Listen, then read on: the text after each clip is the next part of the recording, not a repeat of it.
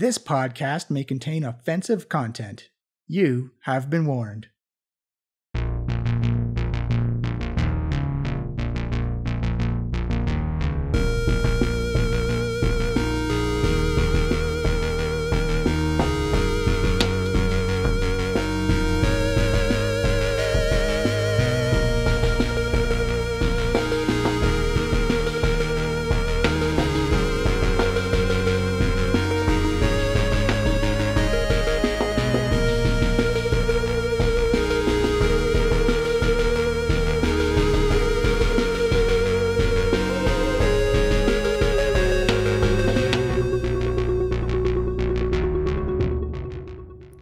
Hello everyone, and welcome to the Diecast podcast. I am your host and DM, Johnny. We are a 5th edition live play Dungeons & Dragons podcast, and we're currently in Season 5 doing Waterdeep Dragon Heist. Thank you for joining us.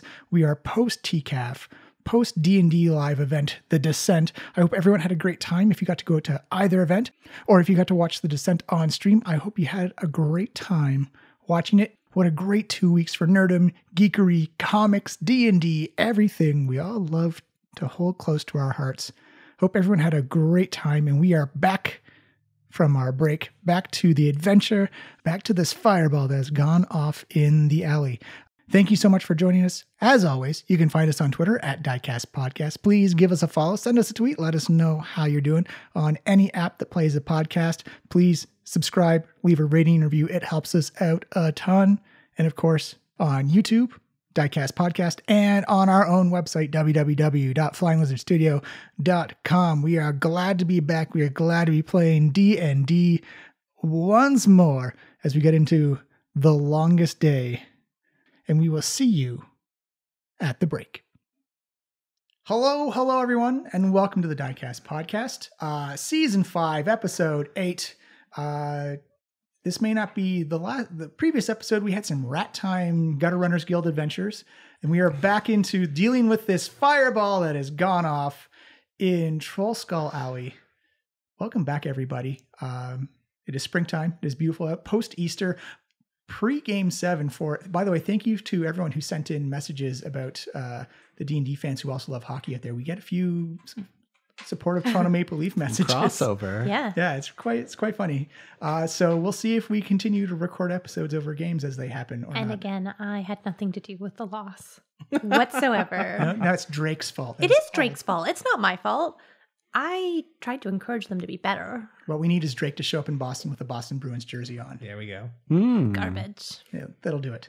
But thank you for sending the messages. Thank you for listening in. And we are here with Miles playing Waywocket. Hello.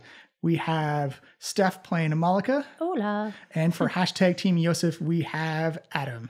Here I have many adoring fans. And everyone's leveled up to level 3. Ooh, boy. So new spells, new abilities. We all have spells now. Woo! So let us set the scene in Trollskull Alley after the windows have been blown in by this gigantic fireball blast. Oh, no. You still smell like that acrid burning smell, as it's almost like a slow motion, blurry Saving Private Ryan effect as everyone's just on the ground. Like the table has been blown off. There's shattered glass and dishes and porcelain and food and fruit everywhere. It's just kind of getting up on your elbows and knees, and your ears are still kind of ringing. You got to shake the cobwebs out. It's like everything's kind of blurred and double visioned as you see people trying to talk to each other. And it's kind of like a muted, like, as you hear screams. You actually see someone on fire running and then collapse below the sight line of the now open windows of Trollskull Manor, which you will need to replace, by the way. This is baloney. We just fixed it. But you can hear screaming and panic and the stampeding of feet as people are vacating the area. And Amalika and Waywocket, amongst all the ringiness and thumping and pounding of temples inside your hair, as the air pressure changed and knocked you senseless, you actually hear the voice of the Blackstaff say, "We've detected a fireball explosion in your vicinity. We are setting the city watch. You are to assist with any investigation if they request it." I mean, yeah. I Gotcha, want to know boss. what happened. Yeah. And like you all three of you are still on the ground covered in like food, juice, glass, broken plates and bowls and stuff like that. Although I feel like I have like the slightest suspicion on... What the squirrel? Who did this? Alvin, help everybody get out the back door. Are we open for business right now, or is it the morning? It was the morning so- you were about ready to open for business. Okay, so no one's actually in the building. No. Alvin, Okay. all right, hide in the basement. Actually, Hadar is still in the building. He was the guy, Oh, the drunken half elf you saved from. Oh, yeah. Oh, He's kind of not yeah. left yet. Oh, do we just have like... Really hanging resident? in there, yeah. Should we charge him rent? Actually, that's a good idea. You're on the team now, Hadar. He did really well against that assassin. That's why you're on the team. He's weirdly lucky. All right, Waywocket will try to crawl towards the window. He'll push a chair up next to the window and then try to take a peek out. Yeah. So as you take a peek out, you don't need to roll investigation, but you can see you get that acrid smell flowing in. You can see kind of like this perfectly circled black scorch mark on cobblestone as like snow has been melted away. You can see like it looks to be about, you're not sure how, but maybe 7 or 8 like charred black bodies inside that radius, and you can see people starting to kind of like gather themselves up, pick themselves up. The people who aren't running back and panicking, there are some people who are just kind of like also in your state, like shaking out the cobwebs, just trying to figure out what happened. Like, and it's you can see a couple of other storefronts in your alley have had their windows blown in, and a couple of people are just starting to open their doors now, being like, "What just happened?" Like, there's a lot of panic going on, but it seems like the panic is radiating out from the alley, and it's starting to empty out as it moves forward. Are we like the main target or everybody got hit? No, it's actually in the middle of the street is where the scorch is. Oh. But very close to us. It's more of a central. If you have your map of Troll Skull Alley, I think. Aha! Yeah, it's more where that T junction is. Right here. Yeah, right there. Yeah, Oh. And we're number 11 We're here. number 11, yeah. yeah. So like closer towards where Steph is. So I guess southways on that map. Okay. Can I do a perception check to see if I can see the caster? Absolutely. It's an 11. An 11. Sorry, it's a 10 actually. Sorry, as a 10, as you look up and you try to look around, you can still see like smoke and debris still rising up. You actually see bits of wood and paper falling down while like black smoke is still kind of billowing up. None of the buildings have caught fire, but they've taken fire damage. So there's no immediate urge for firefighters or fire patrol or anything like that, but there is definite serious fire damage to the surrounding area, as you can now hear like those first like sets of high-pitched screams and wails as people are starting to fully assess what's going on. They see like the bodies in the middle of this blast radius. So Show yourself, attacker. You here? Come on out. So how damaged? You said they're like just like scorched. So it's like Like, are the windows blown out of all the other buildings too? not all of them. Now, give me a you don't need a perception check for this. So Troll Skull Manor has had their windows blown out. Yep. As we can see. The Corleone's Crown, which is kind of like the herbalist shop, has had its second story windows blown out. Okay.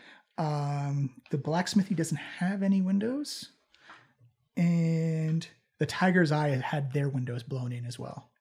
And it's definitely like all the glasses blown inward. Well, I think this is some kind of message. To us? To somebody, but maybe possibly us.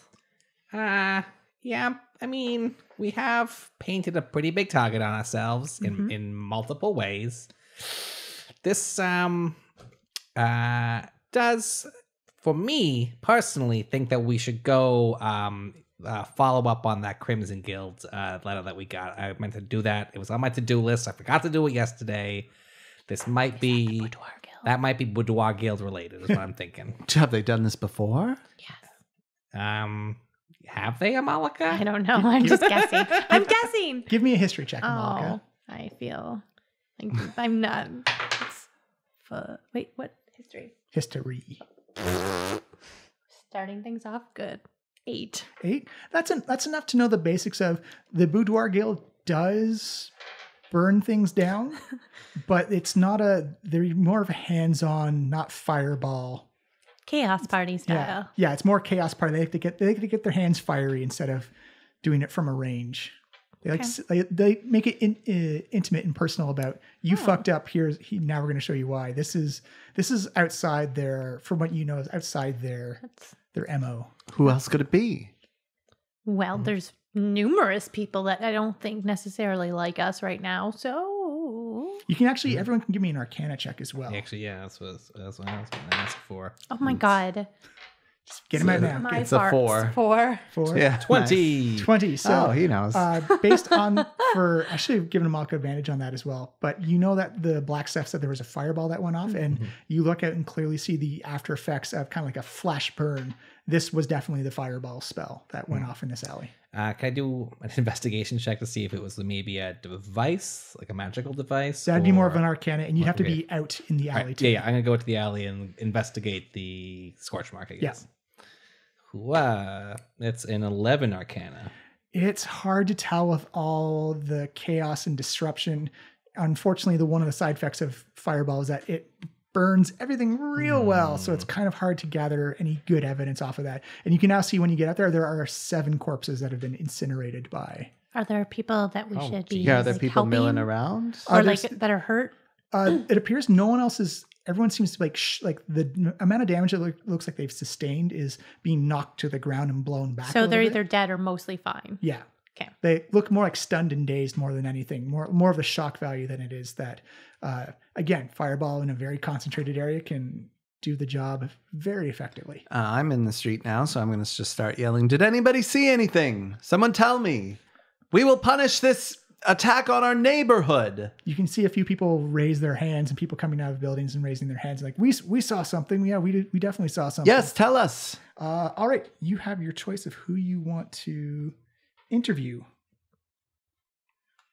So you have, sorry. Who are they? You can figure that out on your own. So you see, Fala LaFleur is the owner of Corellian's Crown. You can see a lady who's in fine dress and garb next to the Tiger's Eye where the windows have been blown in. And you see a 12-year-old boy, looks kind of like a street urchin type of kid, holds up his hand as well.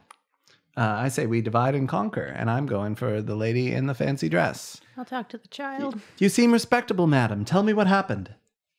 1 second. Nice dress. I like that. You guys are going right to it. All right. So We cannot tolerate this she's- affront. She takes out her handkerchief and begins to dab away the ash and soot that comes from around her face and her neck and stuff like that. And she says, I tell you, it wasn't a person. It was more like a puppet shaped like a person, a puppet without strings. It was on the rooftop. It hurled something into the crowd below that caused the explosion.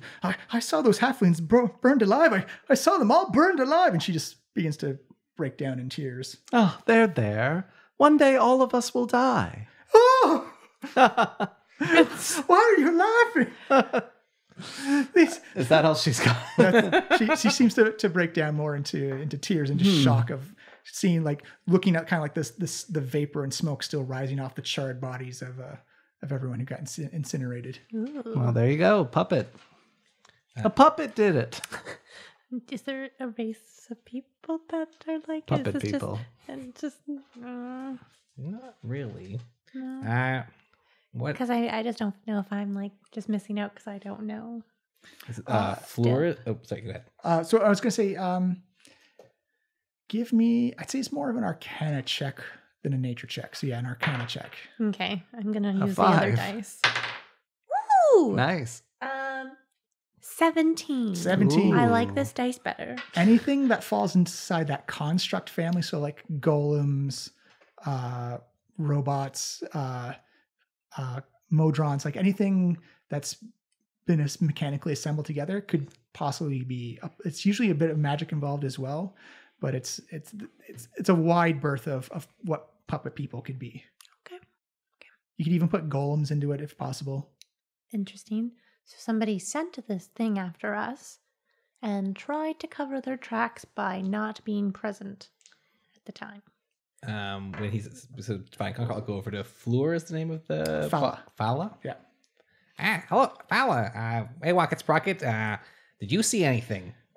They say, yes, I was watering the plants in the greenhouse on the second floor of my shop when the blast blew out some of the windows. Luckily, I wasn't injured, though the smoke I saw a cloaked man take something from the body of a dead gnome and then start limping away. He was badly burned and casting glances over his shoulder, like he was afraid something might be following him. He was headed towards the bent nail. Headed to Bent Nail. And you can see that Fala looks very shaken, distraught, and that you can look up and see the damage. You can see a couple of vines begin to kind of like weave themselves together to kind of make kind of like a lattice to try and block the snow and cold from coming into their herbalism shop. Okay, so just this. Wait, the kiddo, right? Yeah, the urchin kid. Okay, so Malika, wait, did you have more questions for? Nope. Okay, sorry, I didn't know if I was like. We'll do rapid fire. Cool. So Malika crouches down to the little boy and just looks at him. And did you see anything? Is there? First of all, give me an insight check. Okay. Ooh. 16. You see this little kid is covered in soot and ash. And you can actually see there's bits of other burnt clothing stuck to him. And he looks like he has been shocked and traumatized by what just happened. And he looks like Oh no, where's in the fire? he looks almost overwhelmed by everything that's happened. He's like, and he just kind of like stands there, like holding like the collar of his shirt, just kind of even shivering, not because of the cold, but just because of everything that's just happened to him right now. Wait, Waggy, maybe we should just bring some people into the pub and serve up some food for people in the watch and everybody, and just maybe get like a little recovery center going. And That's very sensitive of you. I like the idea. I think, though, we should hurry on to the Bent Nail. I got a hot tip that the perpetrator may have gone that way. well, maybe we can leave them with Alvin Yeah. to do that. I'll use my new cantrip message and send Alvin a quick note because he's probably within range. Yeah. I think it's 300 feet or something like that. Alvin, we gotta host some of the survivors here. Let's get some hot soup, some hot coffee, anything you got. Bring them all in and tell the watch that we're on our way to the Bent Nail to see if we can get the perpetrator. You hear back, Alvin says, okay, we're running real low on food supplies, though. Make do for now. Wait, I guess I can interrupt you. Send back another message. We'll take it out of the company coffers. Okay, but we're going to have to send out for some extra food then. Yeah, if... no, I don't know anyone else in the city besides you. What about that Davil guy? He seems like he's pretty well connected. Oh, geez. I don't love that idea, but I see what you're saying. He's got them snakes here. We can send one out to him. I don't really want to twist my arm here. Alvin! All right. You take 10 gold, go get some supplies, leave Liff in charge of the bar. But people won't be able to see him. Yeah, that's a problem. But he can see them. Also, I don't think people who've just experienced a traumatic situation really want to deal with a ghost. I mean, What better way Shut to up with remind your them that logic. life goes on? I mean, look, he's carrying on. Liv has a normal existence. It's fine. It's fine. It's fine. all right, Alvin, I've given you permission. You can, if you can send one of them snakes to Davil, tell him that we'll pay him back 10 gold if he can bring some supplies. As soon as you finish saying that, you can see right through like one of the big open spots where your windows used to be, little green snake with wings. I hate that. All right, let's head over to the Bent Nail. Do you For still, vengeance. Do you still want to talk to the kid at all, though? Can we come back for him? Maybe give him some time to like recover, have some food, and then maybe he'll be a little less shaken once he's calmed down and, had ghost food. Yeah, absolutely. I feel like he needs some time to process and, get some of this. You will have to cross over the blast radius of where the corpses are. I want to let's try to like not disturb anything here. What do I got for that? Nothing. I got nothing for that. No velvet rope. No velvet rope. No rope trick either. Can we just do one of like these against the wall? It doesn't look. It looks like people were more interested in leaving and running away from the area. So like it's kind of an empty alley right now. Not what you're used to as Trollskull Manor has kind of brought the flow of foot traffic back in, but it's definitely like a holiday Sunday type of feel to it. You can actually still hear the footsteps of people running in the opposite direction. Well, I think we have no time to waste. I'm going to start heading towards the bent nail. Yeah, I think we Crime should scene be damned. maybe watch where we're stepping. You try not to step in the creatures. Yeah. They can still be resurrected if they have enough capital. You head over to the bent nail. The windows don't look like they've been blown in at all. It looks like it's kind of like around. I believe it's around the corner. T2. Oh yeah, it's far away from where T2 is the bent nail, so it's very far away. But As we travel there, can I just take I'm trying to keep note of any footpaths in the snow that are headed, like that start near where we are, that go all the way. give me a survival check, and you get advantage because the snowfall is fresh. Had this been done in the springtime, you wouldn't have had that. Oh, I rolled double fives. No. So that's a 7 survival. You look down and you can see multiple tracks running away, and it fits with a stampede of people running through slush and snow. It looks like more slushy and melted and dirty, grimy, brown, grayish slush as it gets more and more white snows. It's just more trampled down footsteps. It's hard to really... Is the bent nail the place that was like not happy with us? Yeah, the sort of failed bar. No, the bent nail is actually a Boyer shop. Like you buy bows and arrows and stuff like that. Oh. They also specialize in rat traps. Interesting. I hate rats. Yeah, let's head towards there. Yeah. You see the half elf Tally Fellbranch comes out. It looks like he's just like wrapping his work smock around him, getting his tools out, and he's like, "Whoa, what was that? I heard a massive explosion." Yeah. Somebody set off a fireball spell. Oh my, fireballs! Like, what? Who would do something like that in like a crowded city place? I don't know, but we, and by we I mean Waywalkett, heard that somebody was headed down towards you. Possibly a puppet. Did you see anyone with a big cloak, probably carrying something? No, I was in the back of my shop when the explosion went off. I didn't even see. I heard the stampede of people go by, but I didn't see anything. I heard it, but I didn't see it. Before the stampede came, was there maybe someone who was there first? No, I didn't see anything. The streets were pretty empty at that point. Most of the traffic goes north and south, like right by you guys. Is there anybody in the area who's maybe out and about this time of morning that might have seen something? He says no, but there is a sewer grate just further down the street from us. I'm going to roll an insight check on this. Mm-hmm. It's a 20. 20? Oh yeah. You get the sense he's got real concern for what's happened in the alley, and that he's willingly telling you that there's a sewer entrance just a little bit further down the way. So the sewers. Let's go check it out. Yeah, it doesn't take you that long to wind your way down the streets. You can see, based on the foot traffic, that people have found their own little smaller back alleyways to get off the main drag. And then as you walk down, you actually see a sewer man or a manhole cover that you've seen before working with the Dung Sweepers Guilds. You do know you need a pry bar to pull it off, but there's absolutely one there. Is there other fresh tracks to it? Give me another survival check. Right. Come on this time.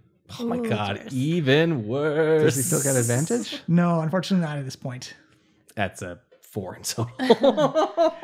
You can see it looks like a lot of, again, the same looks like a lot of people have gone through seeing that's kind of like a dead end, either turned around or trying to find like a side alley to just get away from the. But you said there's a crowbar there, right? No, you need a crowbar. Oh, okay. I thought you yeah. said there was definitely one there.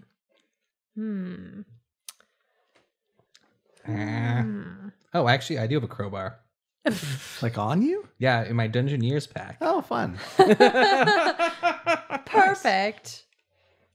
Yeah, I'll grab out my must be a tiny little crowbar. Looks kind of like a toothpick to everybody else. Yeah.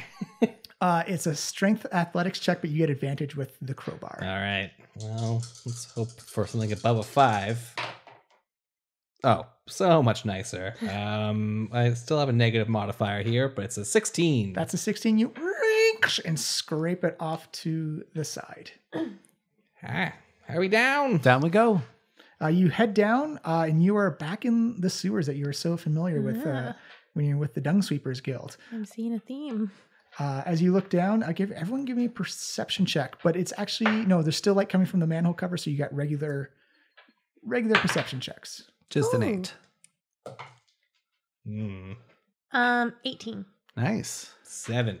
18. Amalika, you can't see any tracks, but you can see that of the 3, you're kind of like this intersection underneath the city sewer that you can see. You don't know if it was Dung Sweepers or somebody else, but you can see various symbols that have been kind of smudged with paint and like rubbed away, like someone's just taken their fist or like a cloth and just kind of rubbed away. One is in white paint, one is in black paint, and one is in yellow paint. Or sorry, chalk. It's in chalk? In chalk. Okay, so anyone know what these symbols may have been? White, yellow, and Black. Black? chalk. Are they like really close together or just like spread out? One's on each direction. Oh, So, okay. So you've got like if there's like north, south, east, west, Right, it'd be right. like north, east, and west have the markings on them. Gotcha. And they've all been smudged They've out. all been smudged away. Do I know if any of these colors are specifically linked to one of the 3 guilds, the crime guilds I'd say specifically? give me a history check. Sure.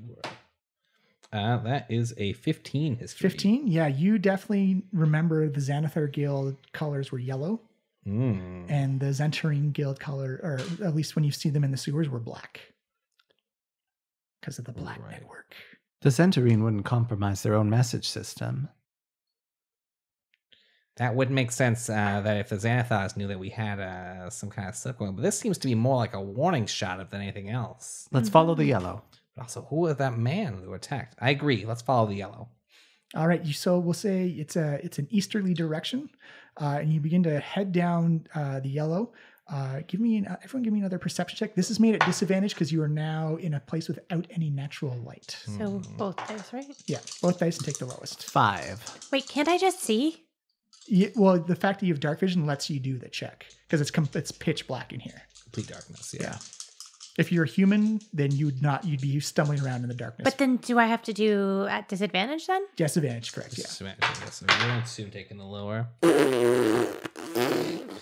Whenever this Wow. dice is involved, it goes bad. So what you're saying is we need to get Steph a dice jail then. Oh my god, yeah. I found another set of dice kicking around at home that I didn't know we had. I got a 10 in total myself. 10 in total, Yosef? Only a 5. 5. You guys, you know the direction you came from, but you're starting to lose track of the details of inside the sewer. It's actually getting like a little bit misty as like the heat of the day is starting to warm up the flowing water in the sewage system a little bit. Swampy. I think we might need some light here, buddy. Yes, light. I'm going to lift my staff and perform my light spell. Bwah, a Gandalfian puff of air and light fills up the underground sewer. As you look around, you can see no discernible markings of any of the gangs. Well, I don't know anything else to add to that. And we're just kind of like wandering aimlessly now. You're not really. You've gone. If we were to do it by sections, you've gone like one section over from the sewer entrance. You've gone through. I'm actually going to try to chitter and attract some rats. Okay, give me a nature check. Oh God, will this lead to a crossover? Sadly, I'm no longer a halfling because I rolled a 1. Damn it. No. So that is a 5 nature check. Unfortunately, it looks like it's just as rat time is winding down for the nighttime. You can't see any active rodents or sewer critters. Lazies. So we have directions to choose from again. Yeah, I'll say you've got like kind of like an east and a west, and then like the direction you came back down. You can still look back and see the light from the manhole cover that's hit the ladder. But you got like an east and a westerly to go. I'm not giving up. I'm charging east. Charging east, you see Yosef go wandering off into the sewage. Guess we're going east. Yeah, I gotta follow that light. Yeah. As you head off east, you'll see you come to another one of those four-way intersections again. Mm-hmm. Everyone give me another perception check if you wish. God damn it. Now it's infected this dice. Are we still, is it still disadvantage? No, 'cause you have light now. Oh, 17. 17? 6. 14. You do see a white knife logo on the northernmost side. Okay, so should we continue or go back and choose west? I mean, it's kind of a tactic I could see being a knife-style bombing. They are a ruthless organization. But we were following the yellow symbols. Yeah, it looks like we've gotten twisted around.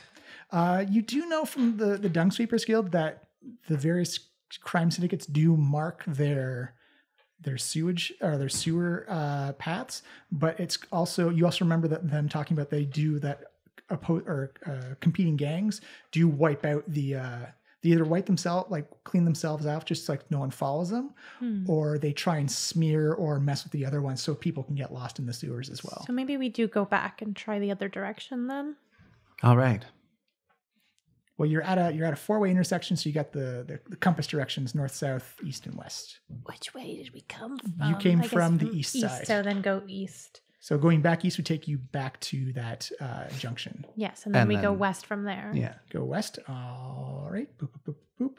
As you come down to that one, everyone give me another perception check. Oh, you better not be crappy, you stupid dice. 15. This is killing it. Okay, well, perception 13. 13, 15, 6. 6. Yosef, you come in and you see that there's actually no discernible, no smudges, anything. It just looks like a clean, relatively clean sewage section. Oh, damn it. And you've got kind of like this loop around that goes in one direction and comes back around to the west. It's kind of like a question mark that you've come down. Okay, so there's nowhere else for us to go from here, really? You can go back the way you came, or you can keep going west. Do we want to try going west still, or do we want to go back again? I feel we're running a real rat race here. Whoever did this is now long gone, and we are probably not going to be able to catch up with them. I think we should probably go back and report into the City Watch myself. I don't want to keep running around in the sewers. It's gross down here. All right. It does smell like poop. I mean, because there is poop. Yeah, lots of, All right, let's go back then. We tried our best. We'll tell the City Watch what we learned, which is not a lot, but they'll be very helpful, hopefully. Thankful that we were helpful. All right, so you guys heading back to the ladder? Yep. Do you remember the direction you guys took? We just came from the west, so we're going east again. Mhm. And then we had east or west. Well, there from that intersection, we should be able to see the light. Yes. Yeah, so then we'll Yeah. head back to the light. You easily do that, and everyone scurries up the ladder, and you head back towards the main part of Troll Skull Alley, and very much in a CSI kind of like flash images, you can actually see the city guard has arrived and have begun to cordon off the area with special kind of like a red and yellow rope, and you can see City Watch guards with like their plate helmets and like the feathers in their helmets. And you actually notice that one of the Griffin Riders, that kind of like the air cavalry of Waterdeep, has actually landed. And you can see one of the officers is talking to two gentlemen. They are both human. One looks like he's wearing a kind of like a leather cloak, and he's got kind of red ginger hair, mustache, and a beard, and he's writing things down in a notebook. And he's got a short sword on his side, and with him is a smaller human with brown hair and glasses, and he's clearly got the Magister's Protectorate Guild that you guys are a part of, and he's got a staff, and he's actually kind of down on one knee, like putting his fingers into the char and ash of the fireball, just kind of and putting his fingers, tasting and spitting it out right away. Gross, my friend. Well, as you get up, you notice that the city guard cross their pole arms and kind of block it. Like, city watch business, you're gonna have to avoid the area until. You're doing a great job, officer. 2 things. Number 1, we are the owners and proprietors of Troll Skull Alley. Just behind there, we're helping out. Also, we are members of the Magistrates Guild, as you can see here with my guild membership. As soon as you flash the badge, you're like, oh, okay, sure, and they lift up the rope for you to head on membership has its privileges. Although that seems questionable that they would just let people into a crime scene, but I am. They have the official badge to back it up. Okay. You actually have one as well, Malika. Yeah. I'm just saying, in general, I'm happy. I'm happy I'm being let through, but I mean, This is our very handsome friend. He's too handsome to not let in. it's true. He's with us. It's true. We probably just would have let him in anyway, just on sheer fact. What have you learned? What happened to our house? You see the guards like we showed up here and we're told to cordon off the area. You'd have to talk to the 2 over there who are running the investigation. Okay, I'm going to head right over there. You're heading the investigation. What happened to Troll Skull Manor? Who attacked us? You see the taller human look at you and say, well, we don't know. We're trying to figure that out. Who are you, by the way? We are the Troll Skull Trio. Oh, okay. I assume a group of adventurers then. Heroes. Very, very well. Well, Adventurer hero. adventure. Well, sometimes they're not part of the same group.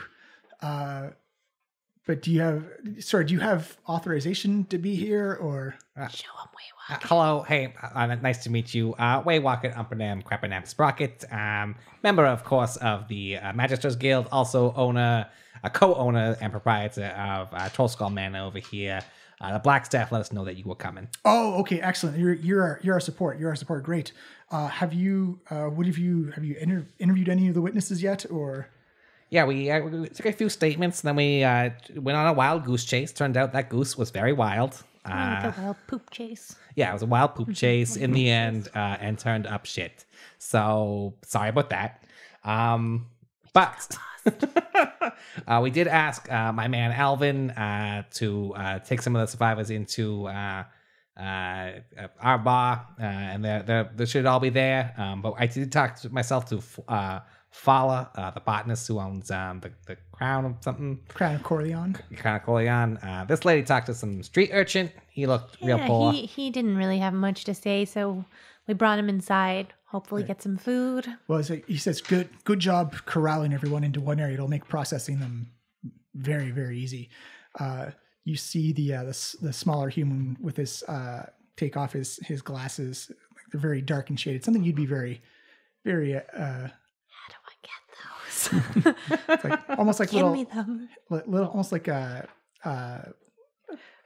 My entire adventure revolves around like trying to find sunglasses. they're almost octagonal shape. As you see him kind of wipes the soot and ash off, and he looks at you and he says, "Well, based on what I've seen here, it looks like this gang war." He puts on his sunglasses. Just caught fire. Whoa. No. Yeah. You don't deserve those sunglasses. Give them to me. Revoked. I've been waiting so long to do that one. Even got my notes. CSI Miami reference. Oma would be so happy.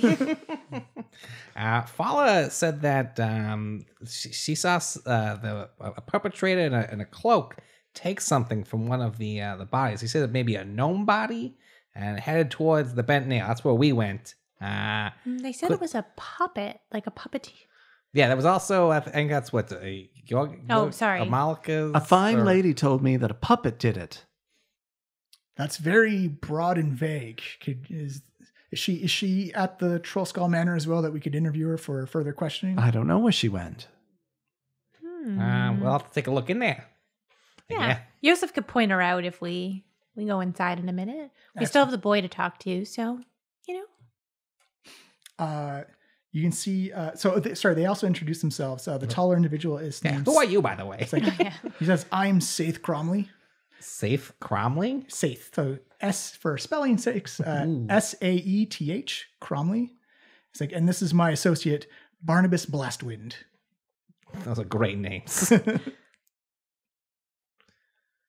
You're investigators? Yes, we're official investigators with the guild to investigate any magical based crime in Waterdeep. So what's your hunch here? Look, some kind of conjuration or alchemist's build? You see Barnabas takes off his sunglasses again, and he looks Why up. do you keep taking them on and off?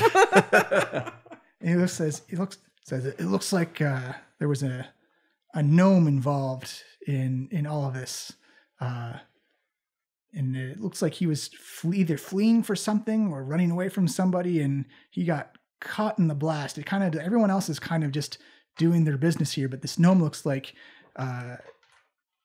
he was in pursuit or in fleeing of something, and it looks like he was just simply caught in the blast, or either fleeing or pursuing something. Where it's hard to make sure." Okay. Yeah. Wow. Interesting. That's very And the thing he had with him that was supposedly taken wasn't also incinerated? Well, magical items are quite resilient. You see him look down, and he examines the blast pattern in the footsteps, and he looks and he says, "Based on the footprints there's only one set walking into this blast radius," and he kind of like kneels down. He's actually in the grime and ash of it, and he kind of narrows his eyes, and it looks like he was aiming for the door of Trollskull Alley. Do you mean the manor? Well, or sorry, for Trollskull Manor, as he comes back to you, it's like whatever he was looking for some food, puts on his sunglasses again, was in short order. All right. Again, give me those. You don't deserve them. I do. You get these when you attain my rank in the guild Okay, how do I do that? by investigating magical murder mysteries. So if we solve this, will you give me your sunglasses? No, absolutely not. These are my glasses. How do I get them? Well, ask the Blackstaff. Look, I have priorities. I can't see. Yeah. If you want, you can do an investigation or perception check of the blast radius as well. Yeah, I'll do an investigation check. I'm good at that. Ooh. I'm not. Gah! Nope, not today though. It's a 9. 9. It looks like black and charred bodies. You can tell. One looks like it was a elderly female. Mm-hmm. Looks like there was 2 cloaked males. 2 female. It looks like 2 female humans and 1 male half-elf. And they kind of looks like their bodies were kind of like mixed together, and it's hard to tell one apart from the other. 1 male gnome and 2 female halflings. Oh, and 2 male halflings as well. So it looks like the death count has gone up as you start to search through the bodies and see like different piles and bones kind of crumbled on top of each other. I'm going to search the gnome. Oh, right. Do I have to roll a thing? Yeah, give me an investigate or a perception check. Same thing. 11. You search through, and you actually discover that it's possible that the gnome did have something on it, but whatever it did is now gone. What? They've got like an empty pouch or something? It looks like that? there's like a torn loop on its belt. Wait, well, could somebody stole something from this gnome? Yeah, that tracks with what Flora Fala? told me. I wonder what that could have been. Also, why would they aiming at our door, killing a gnome,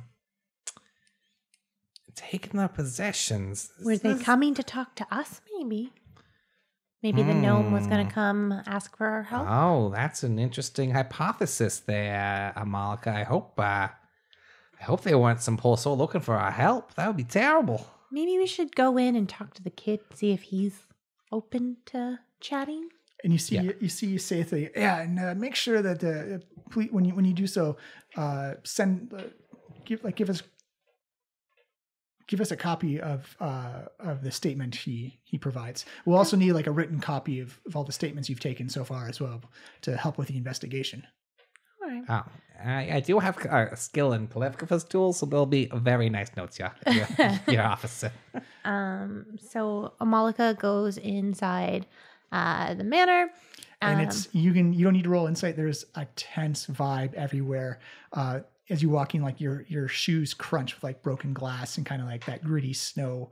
And the cold is definitely there's kind of like this fight between the cold and the heat coming off of the fireplace as it's, you kind of hear that a light howl of wind as it just blows through the open wind, the openings where the windows were. Has Alvin managed to acquire some food and You do see it looks like dried goods and some casks of ale, wine, and various whatnot. And he kind of gives you a look, Alvin, just like, we don't have a whole lot of stuff left. Well, it's all right. It's all right. We're gonna do a big shopping trip. Make sure Fadlin's fed. It's like, well, I like that you're concerned about your donkey. Like, It's a mule, first of all. well, we used some of his apples to help feed some of the people. All right. We have to keep that precious boy healthy.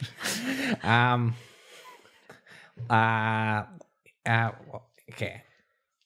Yosef, do you want to maybe see if you can find Fala and see if you can get her statement written up? And, Sure. Um, Is she here? Do Do I spot that fancy lady from before? you see Fal actually raise their hand? He says, yes, but I prefer to be I follow my god never say it, never pronounce it correctly. Corellon, or sorry, Corellon. Corellon. Mm-hmm. Corellon? Coriello? Corellon. We'll say Corellon. Sure. So I follow my god Corellon, who is a god of no distinct form. I prefer they or them. I don't subscribe to this socially constructed gender. What does that have to do with anything? Well, you called me she. I'm a them. Sure. Tell us what you saw. Well, like I said, I saw a cloaked man take something from the body of the dead gnome and head off towards the bent nail. We walk it, make some There you have it. notes. Do I see the fancy lady from before? Yep, she's in there as well. She looks like she's just crying nonstop. She looks almost inconsolable. Fancy woman. Tell this gnome what you saw. It's like, what? What? Give me a persuasion check, but made with disadvantage, unfortunately. Come on, fancy woman. We don't have all day. It's a 3.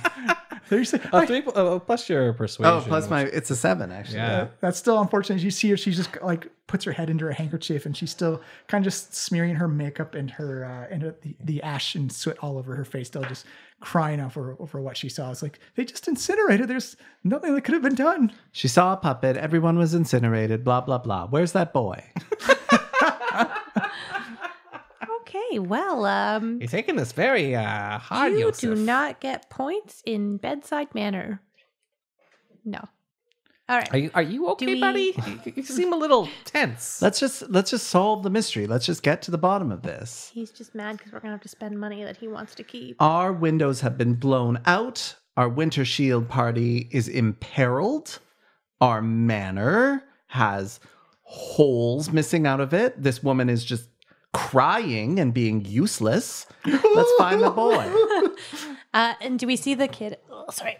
Yeah, easy enough. It looks like he's just sitting in a booth all by himself. It looks like someone has put like apples and a cup of milk in front of him, but he hasn't touched it at all. He's got that 1,000-yard stare to him, and it's someone you can easily relate to. Amalika. He looks like a street urchin. He's layered his winter clothing up. I love a good layer. You can see he's got like different various parts of like newspapers either crumbled up under his armpits or like wrapped around his legs, and Okay. looks like a kid who's lived on the streets and has survived on the streets of Waterdeep. So Amalika slides over into the booth across from him. Yeah, and you get no reaction from him. He's just staring. So did you have a chance to have any of the food? It's like, no, I'm not hungry. Okay, well, I mean, you can always take that with you for later. So he just kind of pushes it for him. He's like, no, thank you. Okay. So what were you doing in the streets when this happened? I was dancing and singing with my halfling friends when a big force knocked me back, and when I opened my eyes, they were all gone. They were singing and dancing, and they were playing their instruments, and then fire and boom. Okay, I mean, I have some follow-up questions about why you were dancing in the streets in the morning, but we're just going to avoid that. Well, they were good musicians, and I like to dance. Oh, okay. Were they? Well, Wait, they're performing for you? They're just street performers. Yeah, I see them all the time. okay. So they live in the area too? Yeah, they live a couple of streets over. And where are your parents? Oh, I don't have any. I live on the street. Okay. Let's see here. So, I mean, you said your friends all of a sudden, a force knocked you back. Did you Yeah. see anybody who was doing anything that maybe they shouldn't have? Have you seen somebody that you haven't seen in the area before? So I didn't see anything, but I got blown back next to a rain barrel, and I heard a plop. So I reached in and I pulled this out, and you see him pull out. It's kind of like this necklace, and it's got a couple like red beads on it. Okay. And did Give anyone me an Arcana check. Actually. Okay. Actually, 15. 15. Malika, 5. 19. Waylocket and Yosef, you immediately recognize this object as a necklace of fireballs. Oh. Necklace So- of And fireballs. there's 2 remaining beads on the clasp as well. Goody. Fun for later. All that. I mean, Okay, so you definitely didn't see. gotta ask that lady more about the puppets she saw. Because this is a necklace of fire beads. You heard this plop in behind you after the blowback, eh, kid? Yeah, I just like boom, plop. That's very helpful. Do you mind if I take these? You seem kind of like hold onto it a little bit. Give me a persuasion check, please. I rolled a 20, so that's a 27. Nice. You see him look up at you, and you see kind of like his eyes kind of lose that 1,000-foot stare. He's like, "Is this going to help find the people that did this?" I hope so. Kid. You just see him hold it over and very gently, like he doesn't really know what it is, but he's treating it gently because it could help solve the crime, and he hands, not knowing how potentially dangerous these 2 beads are. Yeah. It's a pretty dangerous necklace you got there, and it might be very important to the case. As you see him put it, click, click, click, and puts it in your hand. So, I mean, we have to go talk to some other people, but did you see anything else that might help us find who did this to your friend? Think back, maybe on the roof or above you. Literally anything. You are always in the streets. Like, I mean, you know the area really well. I'm taking it, right? I do. So I didn't. It's Was 'cause there- the alley was full of people, and then boom. But like it definitely sounded like it came from the roof. And there was Yeah. nothing else unusual that you saw that, like, maybe, when you're normally dancing and singing through the streets. No, it was just people walking around. It was full. It was fuller than normal. More people than usual. Well, why don't you just hang out here? Have you ever met a ghost bartender? He's like, "No, is there a ghost here?" There most certainly is. He's Waywocket's most favorite person in the world. Oh yeah, you bet. Give me a deception check. Easy difficulty, but just the hilarity of it. 18. Wow. Why is that like what I roll Sold it. on? You see the kid It's look even over. better. It's like +5. Like I'm nailing that. That was easy. Killing it. Oh. Ghost lies are best lies. You see the kid turn away. He's like, "You're friends with a ghost?" Oh yeah, he's my favorite ghost. Didn't I tell you? Whoa. Well, Malika waves Liff over for a second. You actually see one of the apples kind of like lift up. Oh, that's his favorite trick. It's lift up. Yeah. Okay, sorry. I You did this to us. The kid looks at me like, I don't get it. It's fine. His That's- name. It's a pun on his name. His name But is Liff. Oh, why don't I get it now. you hang out with Liff for a little bit? He can make a mean cup of tea. And, you know, if you ask him some questions, he has a whiteboard or chalkboard. Chalkboard, yeah. Not a whiteboard. He has a chalkboard, and I bet you he will have some great, albeit short, stories. Yeah, it's not. Its vocabulary is limited. You actually see there actually is kind of like a sort of intact pane of glass back where you're sitting by the booth, and you actually see Lift's finger put like a tic-tac-toe cross thing in the frost of the window. Lift, That's very cute. good with children. It's an entertainer. Where's that pearl clutcher? I got some fall. You don't want to stick around and hang out with your best friend playing tic-tac-toe? No, I got some more questions for that lady.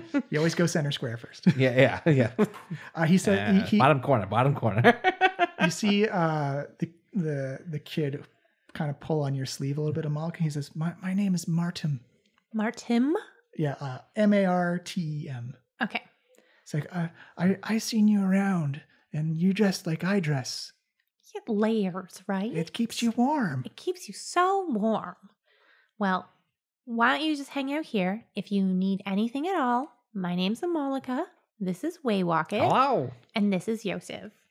His bedside manner is not very good. He's kind of rude, but ultimately a hero. To clarify, your friends aren't gone. They're dead. Okay, you leave. see- Well, you said gone okay, earlier, you and just- I thought you meant they'd you're gone banned. away. You're banned from talking But to the children. truth is, the blast killed them. We saw their bodies. Malika is just like shushing, just like, stop this. You see him kind of like get like that 1,000-yard stare, but almost seconds after that, you can see like this metallic cup of tea come floating to the table. Thank you, Lev. He does. It looks like he was cheering up a little bit, maybe brought down a notch or two. But he You've lost major points, Yosef. and you still there's still kind of like a mass confusion of what happened in the bar, and a lot of people like looking at like the open wounds of Troll Skull Manor at like Barnabas and Saerth and the city guard like doing investigations of like the bodies and stuff like that in the blast radius. Wait, Rocket, did you get the statement all down and everything? Yeah, I was writing down some notes there with my calligrapher Perfect. stools. So fancy. Yeah. And if you want, you can spend like maybe like 10-15 minutes just like collecting general statements of what people saw. Yeah. But before we do that, though, I want to go talk to the pearl clutcher. Okay. Literally. Sorry to bother you, miss. My name's Waywocket Sprocket. I'm a proprietor of this organization, also a member of the Magic Guild here in the city. She's just openly sobbing. She's like, "What a week! What a week! Oh my god! Oh." I'm sorry that in our divide and conquer, you got Yosef. I mean, I can believe. Tell me what happened this week. What was so big about this week? Give me a persuasion check, please. It's an 18. 18. Nice. She said, "I think my husband's cheating on me. I went to the private detective to try and to hire him to see if he could figure out who the harlot was that he's been cheating on me with. And as I was coming, I just was considering signing a contract with him. And as I came out, just boom, the flash of light in my face, and I thought I saw that puppet man on the roof." Follow up. Who's your husband? Would it be anybody of interest that could be potentially, of value to this situation? Give me a persuasion check, but made it disadvantage. Oh, this is the cursed dice. Oh. Oh, one of them's good. Can we just pretend? We're pretending right now. You got decent charisma, though. What am I doing? Persuasion? Yeah. Math. 11. 11. She recognizes the question, but seems hesitant or seems insist on holding back the names. Almost kind of like she's already let too much out in the stress of the situation. She's like, "But it's my husband has nothing to do with this. That's my business. You should be finding the puppet man who was on the roof." Yeah, tell me about the puppet man. What did he look like? Why would you describe him as a puppet? Is also important to me. He's like, "Well, have you seen a puppet before?" I have seen a puppet. Yes. So he had like strings attached to him. He had a gold face with like a metallic mustache that came and curled up. He was wearing sort of like a red cloak. His body was either gold or brass or bronze, or I couldn't really tell. And he had a large red hat with a large white feather. How does he get a hat with a feather? White feather. Can I do a history check to see if that jogs my memory on But some wouldn't kind that of like maybe be guild or assassins man. thing or the pirate people or something like that? You don't need to roll a check on it because none of those things really seem to stick Connect? out. Okay. Yeah, there's no real. The gangs usually like to have like a definite symbology or symbolism. Sorry, I almost pulled a Boondock Saints. What's the symbology of that? I think the word you're looking for is symbolism. None of the symbols seem to jive with any of the big three. And a gold mask would. She said he looks like he was made out of gold or brass. He was made of gold or brass. Yeah. Sorry. Okay. She says yes. His face did look like a mask, but it was like a robotic face, a mechanical face. And you've never seen anything like that before. Only in my travels overseas. I also on the Day of Wonder. There's a church that has these constructions, and it's a Church of Innovation and Invention that they have a parade every year in the summertime of these mechanical puppets that they parade around town and display their technological advancements. Was he wearing perhaps a necklace of any kind? I didn't see anything like that. I was blown back, but I only caught him briefly before the explosion. I see. And do you know where we'd find these innovation people if we wanted to talk to them later? She says, yeah, I believe it's called the House of Inspired Hands. I think it's actually in the North Ward on the west side. If you check your map, I think it's actually marked. This is something you would know. Like up here. Yeah, so Troll Skull Alley is closer to Steph. That's the north part of the map. So somewhere the House of Inspired Hands is. House of Wonder, House of Hands. Oh yeah, it's like straight due west. Okay. Yeah, well, that's all. Maybe surprisingly useful. Well, I'm very sorry for the situation in there. Was with the tiger guy, the tiger eye guy, The Tiger's Eye, Vincent Trench. Vincent Trench. Was he in the office this morning? Yeah. Oh yes. He kind of went into a security lockdown. He's very, very reclusive. He almost had a panic room, I think. Huh. You can never be too safe. Well, if there's fireballs going off in Troll Skull Alley, are any of us really safe? What happens if it happens in the richer part of the city? Is any Waterhavian safe above a certain wealth level? What I would recommend not doing is asking Yosef if you ever should feel safe, ever. Then I won't do that then. Good. He might tell you anyways, though. Well, that was very helpful, ma'am. I thank you for struggling through. The whole city of Waterdeep owes you for your bravery in this moment. You see her clutch kind of like the collar of her blouse. It's like, yeah, they do owe me. I'm a survivor. I have survived so much. Yeah. I can see that. Well, thank you so much, and we're gonna maybe take some more statements, but I think also this tea is not very good. This is very. I'm just gonna stop you there, and you should maybe just not say that in front of our ghost. There's a ghost here. Oh my goodness! You have the undead in this. Am I expecting rats in the basement now, or something? This is so uncalled for. Well, I wouldn't recommend going down there then. Yeah, that's strictly off limits to customers, first of all. Oh, I will have the health inspector in here promptly to inspect for ghosts and vermin. Well, if you or the health inspector can find a way to get rid of those nasty, mean rats, according to I don't know, then have at it. I mean, every city has rats, lady. I don't know what to tell you. The creatures just like you and I.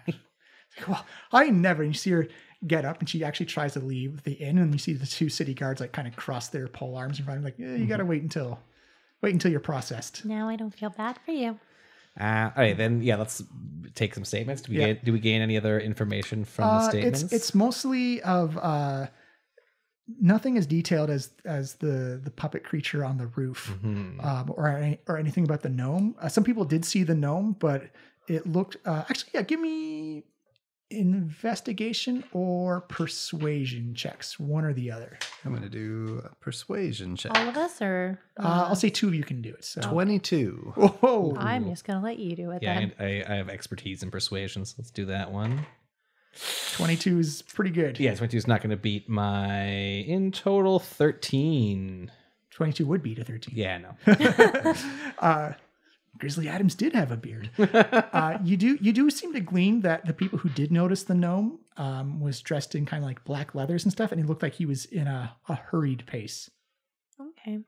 Did anybody happen to note if he was maybe coming towards our establishment specifically? You remember from Barnabas that his footsteps stopped in the blast radius, so it looks like he was making his way towards the Trollskull Manor. Okay. Well, maybe we should take our findings to Sayerth and Barnabas. them. One of which you just said, and I've I always like to say Columbo and CSI Miami. yeah. Columbo and Horatio. Yeah, that's the name. Let's go talk to them. As you come out, you can see kind of like these priests and clerics coming out. They all have like white garbs on, and it looks like they're trying to gently separate skeletons and bones from each other and trying to put them in their own respective piles. It looks like most of the bodies have been like charred through. They're not like dragon fire burnt to crispy skeletons, but they're definitely been on the barbecue grill for too long. Yosef, when you come out, you see everyone in white who's one of the clerics has those black and gold scribbles all over the skin on their body. Look, do you guys see these scribbles? No, I don't know what you're talking They're about. like hieroglyphics, like on their skins, on their bodies. I'm going to grab one of these guys. You say, what are you doing? I'm working here. This is... Why do you have writing on your skin? You see him look down, and it's like Malika and Waywaka, he doesn't have any writing on his skin. Hey, buddy, you need to maybe dial it back. Yeah. He has writing on his skin. You Can I shouldn't read touch it? people if they don't want you to touch Give me them. an intelligence check. Let's Or see. actually a history check would be better. Yeah, it's the same for him. 17. 17? And I'm like whipping up this I've sort of thrown this guy over my knee, and I'm sort of like jerseying him. Yeah. So you Get a see him better like look. this bare back of this human, like with brown skin, as you see him kind of like protesting, like, what is going on here? Yosef, you recognize this. You've seen these scribbles before on altars and scrolls back at the island of the Pubashabu. This is the temple's language. What does it say? You actually don't know. It's a confusing kind of it's scribbles that don't make sense to you yet. The higher orders use this. I don't understand what it means. You say, "There's nothing on me. What is he doing? Please let me go." I'm kind of dazed, and he'll sort of get away from me. Yeah, you see him kind of like try and tuck his tunics and robes back together, and it's kind of like has that. Why would you do this at this point in time? Literally, as I had a dead body in my We hand. should maybe talk about boundaries some more at some point. Just like a little bit. Just like, So this is I have to report this. This is most uncouth. we just he's new here? Like he's like real new? I was handling evidence. He could have compromised the investigation. I know, but we are actually helping with the investigation also. This is the exact opposite I of helping mean, with the I investigation. understand what it looks like. And again, I do apologize for our 2/3 of us are slightly very sorry. delusional friend. But he is new and just like mentally unwell. I He know was what I saw, Amalika. he's There's just- something on him. He was very affected by the blast. He was like near a window and it just blasted him back and he hit his head and he's been a little... Give me a persuasion check, Oh, please. no. Can I still see the symbols? Oh yeah, they're still there. They kind of like every now flash gold and black. Can I like sort of write them down as? 17. Yes, you can. You have parchment and paper. Yep. I've got it in my scholar's pack. As you begin to write it down, you know that the quill should be producing ink, but it looks like it's invisible when you write it down on paper. Oh, for fuck's sakes. Backstory happening.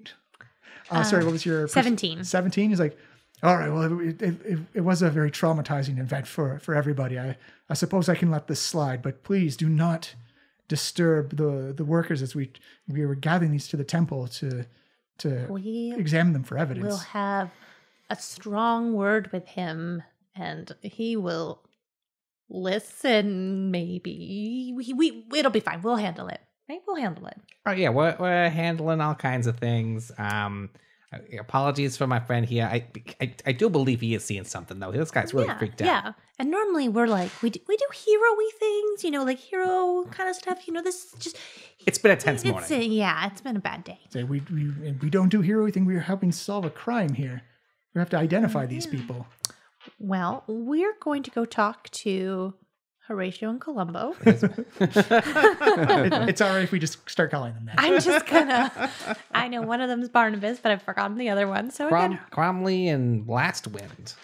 Sayerth Cromley. Barnabas?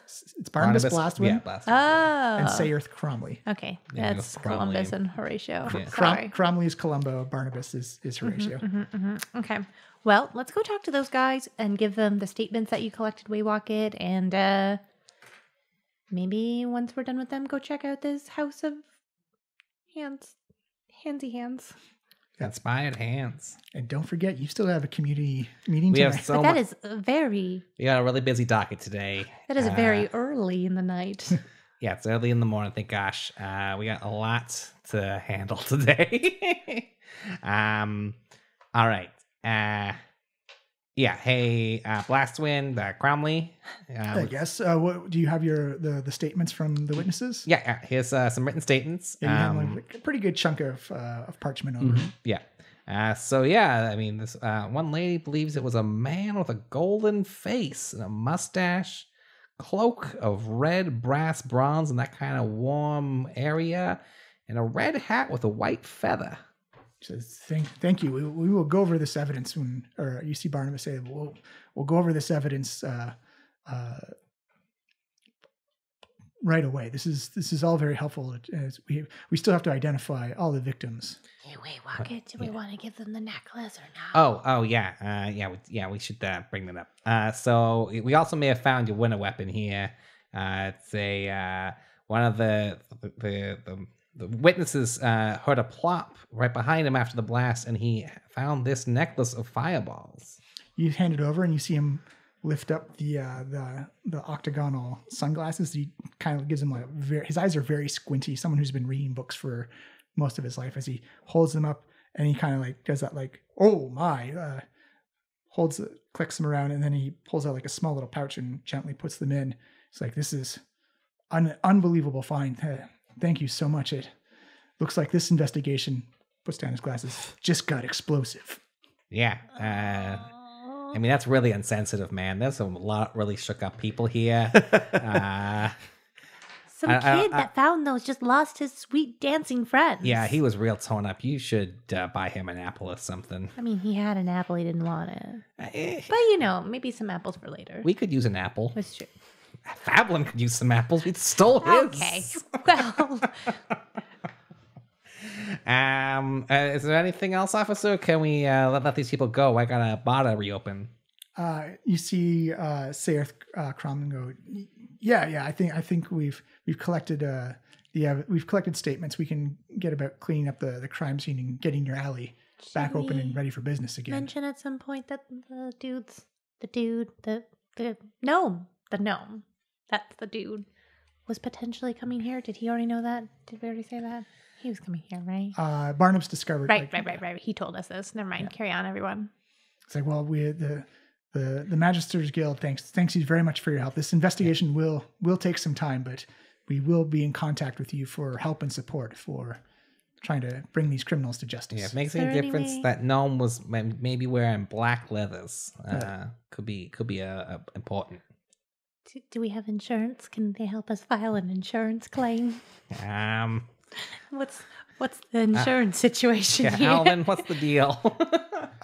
You see Alvin say, maybe the insurance conversation is a conversation we have inside the tavern. Okay. Excellent. I like inside conversations. And as you begin to walk back towards the tavern, you see Seth. Oh, just one more thing. What have I done? Perfect. Go on. It's like we're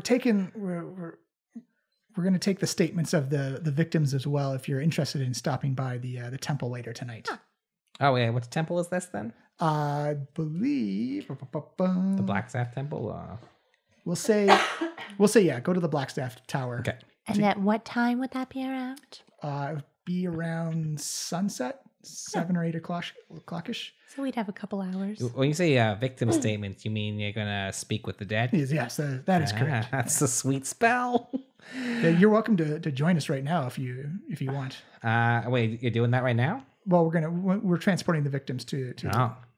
Yeah, I definitely am curious, especially to hear from this gnome fella.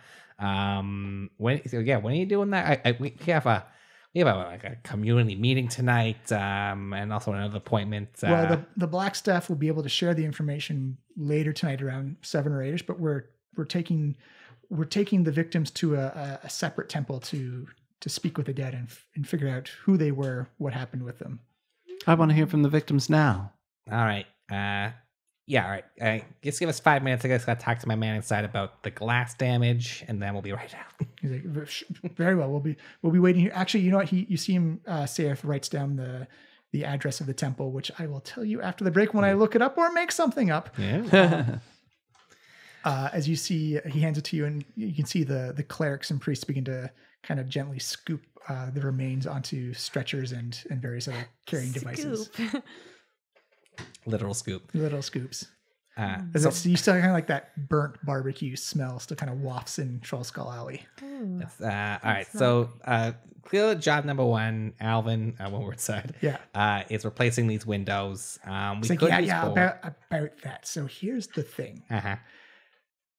The Zentremes are great at supplying us and keeping us topped up with everything we need. Uh-huh. Not so much on the books official insurance stuff. Yeah. So I guess the easy way to say is there's no insurance for this place. Gotcha. It's all under the table type of dealings. Cool. Anything not on the books is a bonus in their mind. I feel that replacing this broken glass is maybe a bit beyond the mending spell. It actually is beyond the mending spell. All right. Rats. No, we don't want more rats. Well, you're probably going to get more during the night. All right. Well, good news is that we have lots of local suppliers of glassware. How much do you think this Windows would run us? Well, fortunately it's just like regular glass, so it shouldn't be that bad. The thing is, if it's in a rush, an emergency kind of, if you're over a barrel, things go up in price. So I'm gonna say it's probably gonna be like 25 gold pieces for a rush job. If they took their time, it'd easily be like like maybe 5 or 6 gold pieces. Nothing too bad unless you want to get fancy with the glass. The other thing is, the Zents use guild members, but I don't know if they're on the books as guild members when they do it. So we got to make sure we don't want to piss off the Zents and we don't want to piss off the guild either. Well, I love that you're thinking ahead here, Alvin. You're showing real savvy. This is like the little spin dial or the little conversation dial from Telltale Games comes up. Alvin will remember this. Alvin will remember this. Here's what I'm thinking. Take the 25 gold. We'll pull that out of the company coffers. That's the other thing. The company coffers, they're starting to get a little low. It says here I got 220. Oh, do you? Oh, I should have 202 gold. Yeah. Sorry, he's actually. After we finish, just before we go to break, I will get you to roll the whatchamacallit, the week's worth of profits. Week's worth of profits. Sure. As soon as I figure out what I did, we'll figure it out. I had 150 from earlier things, and then I had 52 from something else. Right. Well, we'll roll it at the start of the when we come back from break. It should be at 202. Yeah. So Alvin's concerns, communicates about like the insurance and getting the windows replaced in a way.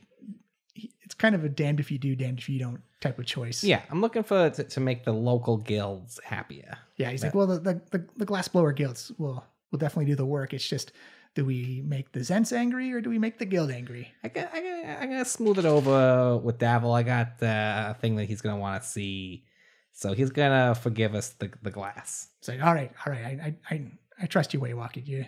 You ever since those prison days, you've known how to handle the criminals. Well, yeah, light touch. All right, is there anything else anyone wants to do before we take a quick AFK? No. All right, so we'll come back with more Yay. murder mystery. Ghost summons. It looks like this podcast is just puts on sunglasses, hit its midpoint. I'm sorry, anytime there's a CSI Miami joke to be made, I will jump on it every single time. And also probably one of my favorite NPCs I developed a personality for. I can't wait to use them a whole lot more because I loved Columbo and I love the one-liners from CSI Miami. So my condolences if the puns are going to get heavy, because they will be. They will definitely be heavy. But that's the way it goes in Waterdeep. Some cops do their duty, and some cops have to get the pun in at all costs, at all times. Thank you for joining along on the adventure so far. We hope you're having a great time. The longest day, the start of this catastrophe of a fireball in Troll Skull Alley. Just a couple of quick announcements at the break before we jump right back into the adventure. The first one is September is coming up close. It's not that far away, not as far away as people think. But the Unconventional Gaming Convention is happening in September 2019 in Peterborough, Ontario. They are still taking applications to be a DM or a GM for any particular game. You can find all the info you need either at uncon.ca or on their Twitter account, Uncon Gaming PTBO. Peterborough is a great place to go in the summer/fall. Come on down. Let's have a convention where everyone can game, everyone has the right to play, and everyone has a place to play. It'll be a lot of fun. I will hopefully be DMing some games. If not, I will be there having fun with everybody else. Come on down. It'll be a great time. The other announcement we have is we'd like to expand ourselves, broaden our horizons just a little bit. And there is a podcast out there, a D&D live play podcast called I Rolled a 4. And we've been talking and we've decided, let's start working together. Let's start, a rising tide lifts all ships. So we think this is a podcast you should check out. They are also doing Waterdeep Dragon Heist. And one of the fun things about Dragon Heist is it's so broad and has almost no boundaries to it that literally anything can happen. I'm listening to a couple of different podcasts and streams right now doing Dragon Heist, and they're all completely different. They are all completely different. Even if you're a DM and you've read through the module book, there's going to be a surprise. And I Rolled a 4 does a great job of just blending in their own stories into the narrative that is Waterdeep Dragon Heist. And it's definitely worth it. They're awesome podcasts to listen to. They're funny, and you just get that feeling of they're a great team and great chemistry at the table. So check them out. We're going to play a little ad at the end, and then we're going to jump right back into the podcast. But it's a quick one this week. We're glad to be back. Just want to jump right back into it. Thank you for coming along. As always, you can find us on Twitter at Diecast Podcast. Give us a follow.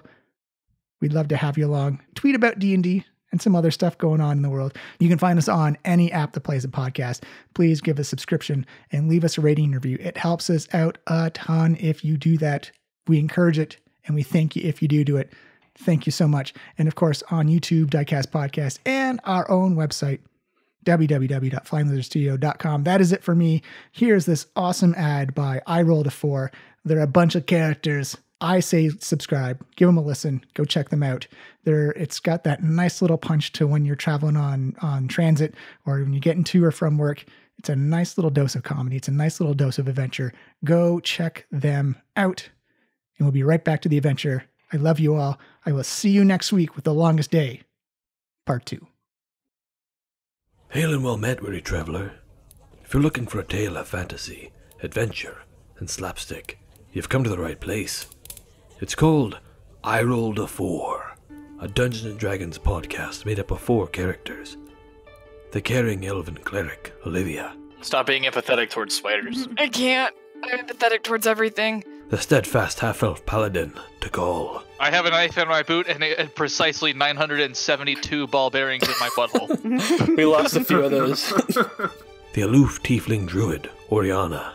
Ori's gonna turn to Tikal and Canale and just say, Don't die. don't die. I knew it was Or coming. Don't go to jail. Make good choices. And the lovable half-orc rogue, Canale. Good evening, Your Grace, or however you address kings in this land.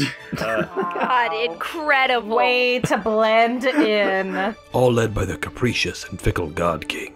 Canale and Olivia both give me Constitution contest against this weasel's strength. Which again, crazy sentence. Hear them battle industrious kobolds, uncover ancient treasures, and save the King of Neverwinter while making one hell of a mess on their way of trying to get paid. Because friendship was the real treasure. And then all of a sudden, Yeah. And then I start making out. I'm just kidding. Are you interested? Then put up a seat at our table. There's always more room here on I Rolled a 4.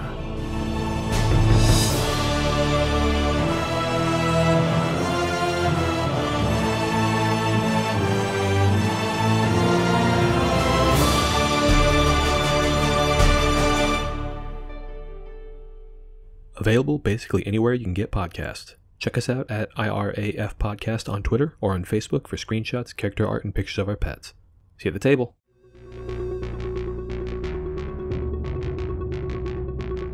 We are back from break. We have tried to figure out already who has murdered innocent people with a fireball. And we also have to do a business roll. So one person and one person only, please. Roll me a percentage dice if you choose to. I have mine right here, but Well, yeah, you roll for the main business. Can I roll for my side business, though? Because I'm also in business. You actually can. We're going to do Waywockets first. oh no, the 22. Uh-oh, business is down. Business is down. Uh-oh. Yeah. With secret pluses and minuses to that, you got a 22. Mm-hmm. Secret pluses and minuses. I know. Is it pluses or is it minuses? So you see, actually, Alvin go, see, we've been spending a lot of money on food and a couple of other things, and now the windows are gone. We're going to be in the hole pretty bad. Officially, you must pay 1.5 times the business's maintenance cost for each of the days, which is 7 days. And I have the list in the Dragon Deep's Water, or the content book. Mm-hmm. But you're gonna owe quite a bit of money at the end of this week. How much will we owe? Mental math done on the fly. So what did you roll, like dice wise? I rolled 2 d10s. Are these both So, d10s? yeah, so one should have double numbers, Yep. and one should have a single number. And the double number one is the first integer, and the second one is the second integer. All right, First so integer. you're going to owe 1.5. So for the 10-day, you're gonna owe 170 gold. Oh my gosh, that's gonna almost clear us out. Hang on, Waywocket. Okay, so I made 70. I got 73. 73. From your business, Yosef, 73. With secret adds and modifiers. You've covered your maintenance costs for the week. What? That's Malarkey. it? Yeah. But I don't have maintenance costs. Very true. Like my business is just ghosts. It's very true. So I will say, based off of that, roll me 2d8 then, please. Okay. Is it these guys? The diamonds, yeah. Yeah. Oh, I think one of those is a D4. Oh, sorry. these are D8s D4. are these ones. These right there. fellas. Yeah. Okay, a 6 and an 8. 6 and an 8 is 14.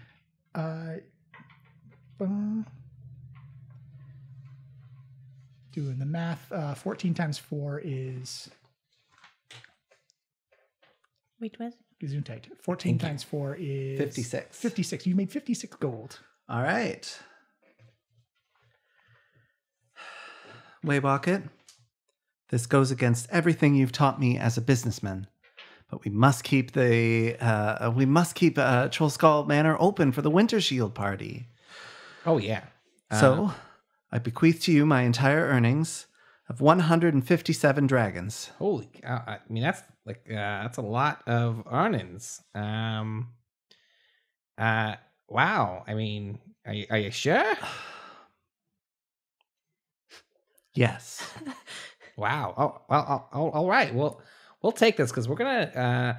Actually, you might want to hold on to some of this because when we go visit the Boudoir Guild, they might demand a cut.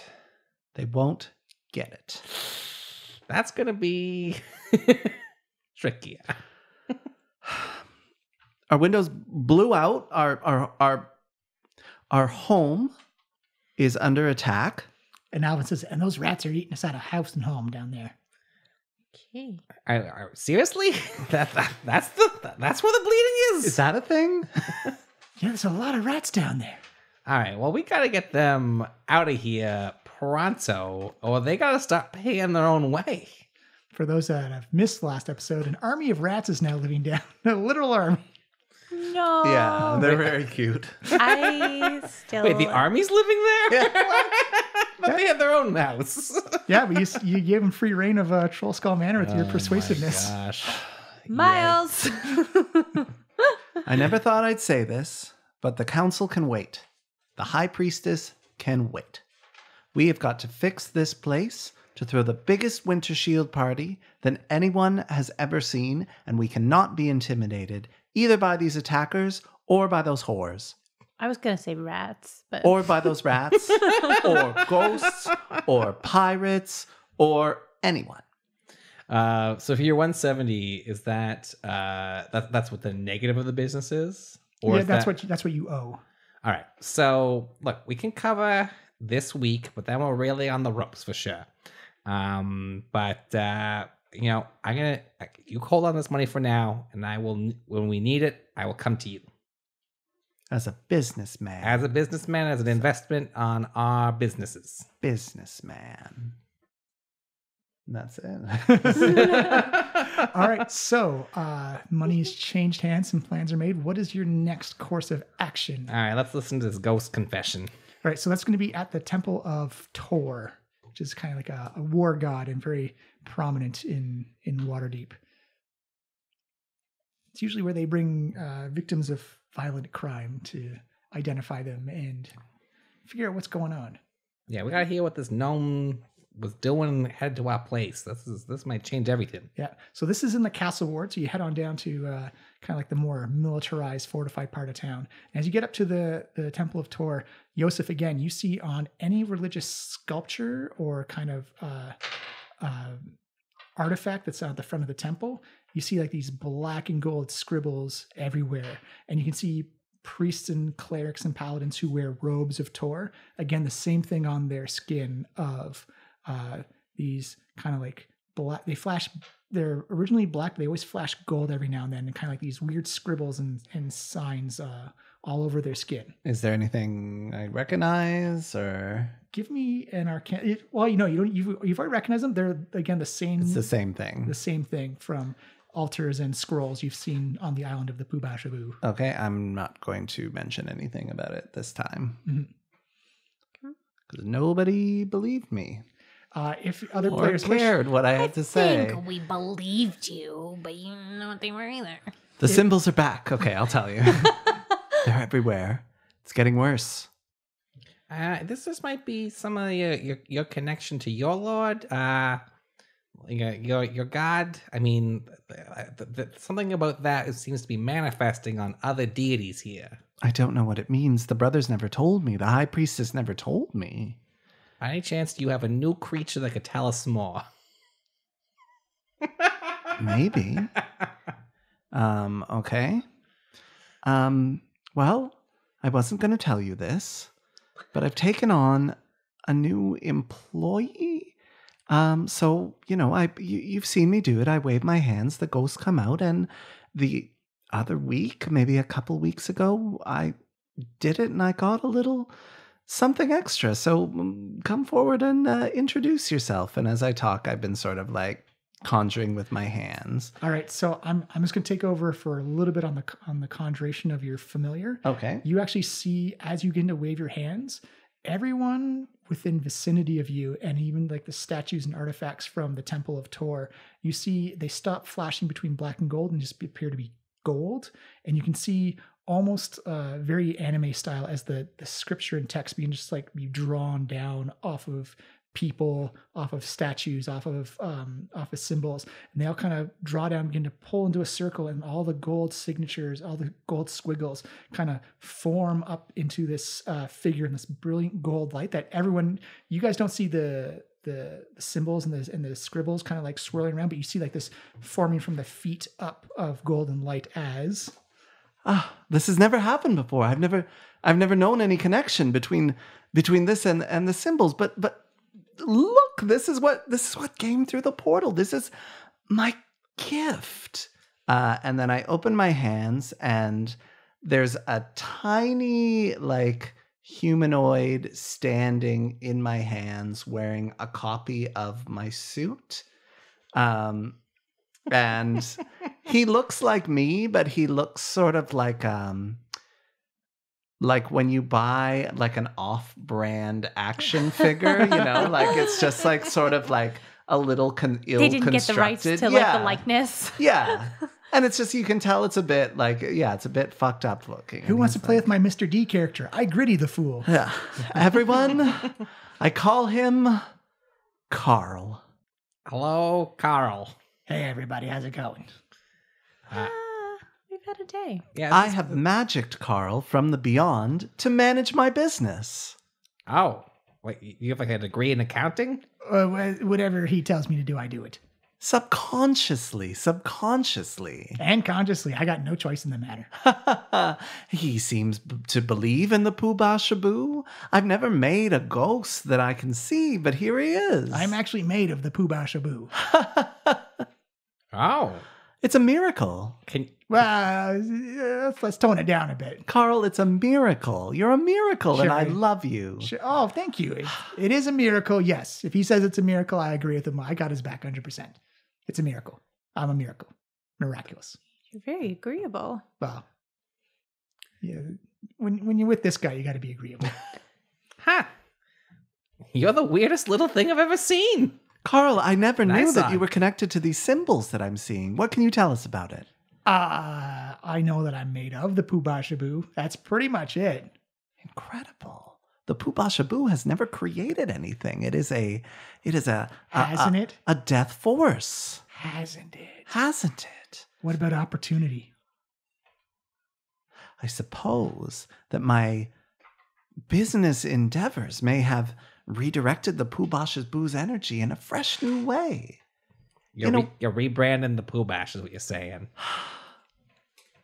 Carl, what else can you tell us? Why am I seeing these symbols? What symbols are you seeing? Symbols all over everything, especially whenever I see like a religious person or a robe or a statue or a tablet, figures of the symbols of the high priestess. Also that monk that one time. Like, that's the weirdest thing I ever heard. But you were made of them, Carl. They just it doesn't sucked into the void and created you. I know that. That doesn't mean I know why I was made. Well, I guess we'll continue to play it by ear, my friend. All I can say is the Poobah Shaboo is a mighty and powerful deity that once existed. That's pretty much that's what's been programmed into my mind. But we believe that mighty deity died and that the Poobah Shaboo was a virus left behind. Yeah. Are you telling me that the Poobah Shaboo is sentient? I don't know. It's powerful. I mean, powerful things can be sentient. Carl, where do you go when I send you away? Actually, as a player, that's your choice of where it comes from. Well, it sort of comes out of the same mystical font that holds all the other followers of the Poobah Shaboo. All right, so that would be kind of like an ethereal afterlife type of thing. Yeah, but it's more of like I think it's more of like a holding cell. Yeah, like we don't believe that anybody is experiencing anything. So kind of like a gray misty prison type of yeah, like holding cell. Yeah, like essentially, it would be kind of like just a very pale gray light and like lots of mist and smoke around where you're not conscious of people or beings around you, but you're Yeah. just kind of there. Yeah, well, this explains why you were talking to yourself in your room the last couple of days. So I'm glad it wasn't just to yourself. I was getting a little worried. Well, I was hoping to keep this a secret, keep it a surprise. I must confess at this point, though we are very lucrative, I am not running the business per se. The ghosts seem to be doing the sex work. Carl has been managing the money. I'm mostly just taking baths a lot. He just needed to be organized. That's all he really needed. Carl's a wonderful business manager, and he made himself a little suit. I'm like, who's cleaning up after them? You see Carl kind of raise his hand like that. That's also me. Once he orders me to do it, I gotta do it. Carl, I'm so sorry. Your apology is well accepted. I've seen some terrible, terrible things. I'm sorry. All right, well, thank you. Nice to meet you, Carl, officially. We should probably get into this interrogation room, although. Mm-hmm. Since I'm confessing things, Carl has technically always been here. I'm just making him visible and invisible. Like Yeah. this. And Carl disappears. In a little puff of smoke. He's still here, though. I'm still here. He's fun. I am a lot of fun. You would have come in handy a lot sooner if we had known about this. Well, now we do know about Now it. we're going to boss him around all the time. Let's just point out, he reappears. And he's like, this guy bosses me around. He points up to Yosef. But I'm his boss. We are all of us following the will of the Poobosh. It's cool. That's a I sideways feel I answer. am. Anyway, our home is under attack. Carl is fine. Mysterious writing is appearing all over where Carl just said, so I'm not crazy, but I am still angry. So let's go in there. That's not a good combination. We won't tell anyone about Carl. We won't tell anybody that I'm not really running our prostitution business until such a time as it becomes advantageous for me to do so. And we'll find out who killed this gnome, all right? In that order, specifically? Just in any order the Poobosh wills. Okay. Yeah. All right, let's get this done with because we got a lot to do today. Come along, Carl. Like, all right, I'm on your shoulder. As you walk into the Temple of Tor, you feel Carl kind of like he's sitting on your shoulder. You feel kind of like almost like he hits like a force wall, into like a clear glass one, like a boonk. It's like, boss, I can't. I'm something's blocking me from physically entering the temple. Guys, someone's blocking Carl. You guys can walk in and cross the threshold just fine. Carl's having some serious issues. They're trying to take away our magics. It also just might be some kind of connection to the life and death force. They do a lot of, necrotic related activities here. It could be something around that. Did you say we're in a temple, though? Yeah, you're in a temple So of is Tor. it a different? It also like, could be temple? a forbidden kind of spell. All the temples have all kinds of magics around them. I think he'll be okay. Carl, hang tight. So I can hang tight. It feels like there's something physically blocking. I can't see it. It's kind of weird. It's like I have my hand on a window pane. Hang tight, Carl. You are not to be harmed. Remember, you are a member of the Troll Skull Trio now. Oh shoot! I got a rebrand. God damn it, I said, Carl. yeah, Well, we also had Hadar. We're really more of a quintet. Let's just keep it the trio. It's got a certain ring to it. It's like the Troll Skull Trio and friends. So Oh yeah. So that's how you're gonna treat Carl then, just a friend. And friends. I didn't even think about Alvin. He must have been so crushed as he wasn't in the trio. But that mostly revolves around our adventuring. He's in the and friends. Yeah. Sharon, Lois, and Bram and friends. I was thinking. They are a very good barding group, though. I do like them quite a bit. That is a funny name, though, is Sharon, Lois, and Bram and friends. It's a weird name, I think. It's no Head Smashers. That's a real powerful name. That was actually a really bad name because that was Tarek and the Head Smashers. Who are the rest of the Head Smashers? We're never gonna know. Yeah, and also most of them used piercing weapons. That's actually not entirely true. It's like I can chill out here though, boss. Stay here, Carl. All right. As you walk in, you've got high arched roofs of it's mostly a stone and concrete temple. And you can already see Sereth and Barnabas are sitting there waiting for you.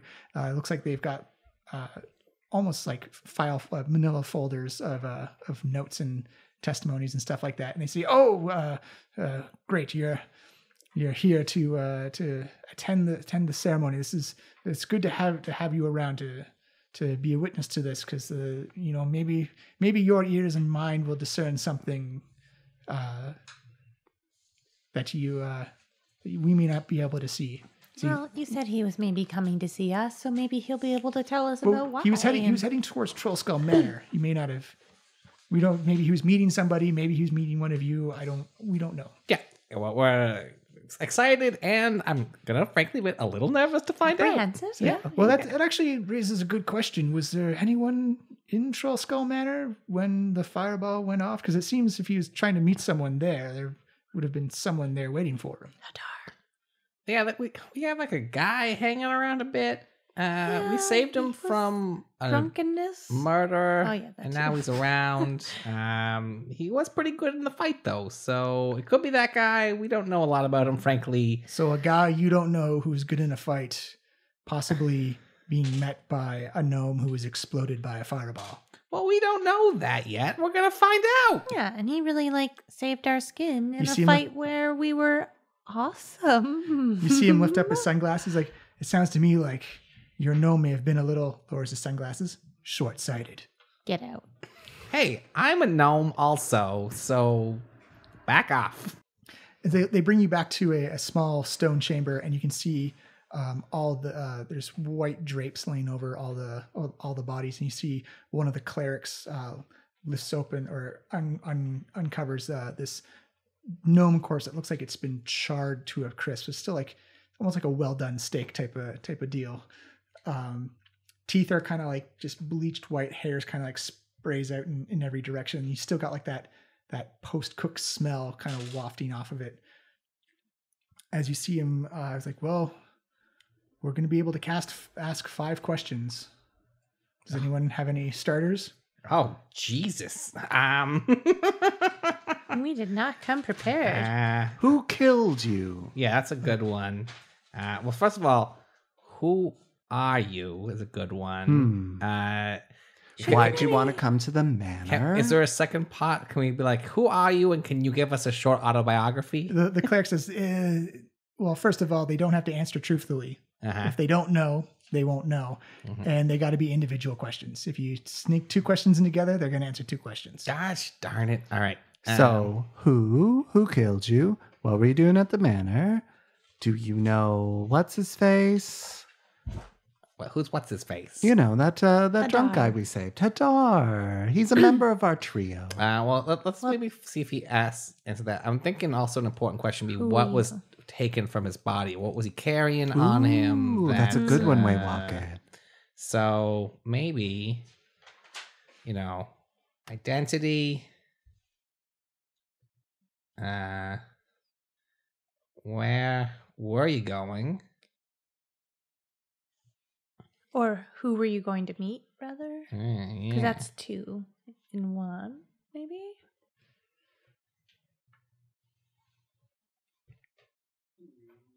Yeah, who meet? What? Would they know what happened to the corpse after they died? No, I think unless they're a ghost or a spirit hanging around, but we didn't have any signs or notifications of that. And it's essentially the what they knew up until the moment of death. We're not summoning the soul, we're just summoning the memories from the body.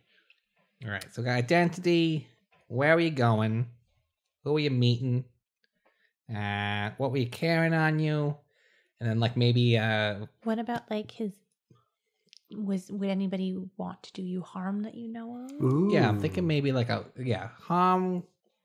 Let's keep the 5th one maybe open to see what gets dug up. But yeah, harm's a good harm or enemies.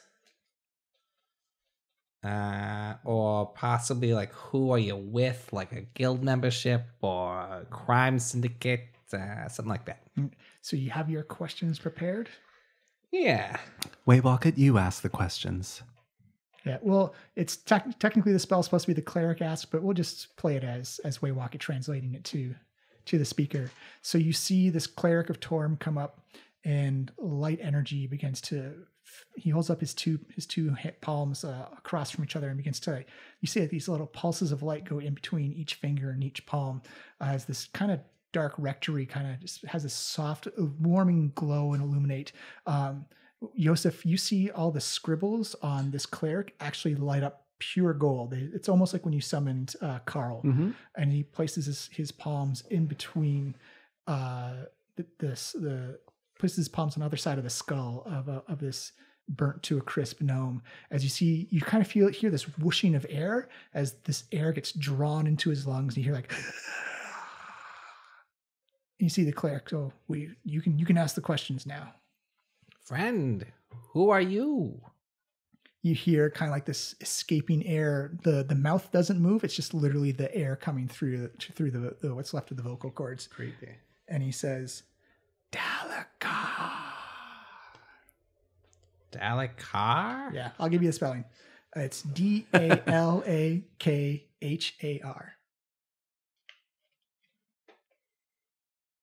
Where were you going when you died?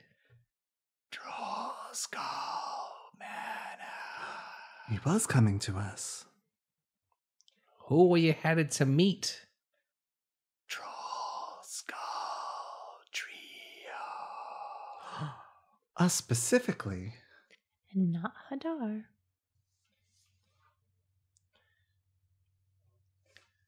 Why were you coming to see them?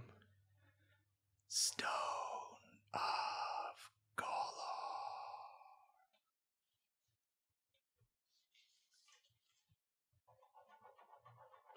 Galar? Yeah. You've actually heard that before. I was just double checking because I thought for a second you said Gollum, and I was like, oh, mashup. Crossover. Yeah, we're just playing Lord of the Ring now. Sorry, guys. Throw out your notes. I wouldn't be upset. It turns out John has just been describing the plot of all 3 Lords of the Rings movies. You're in like an alternate dimension. Yeah. It's all been a metaphor, everybody.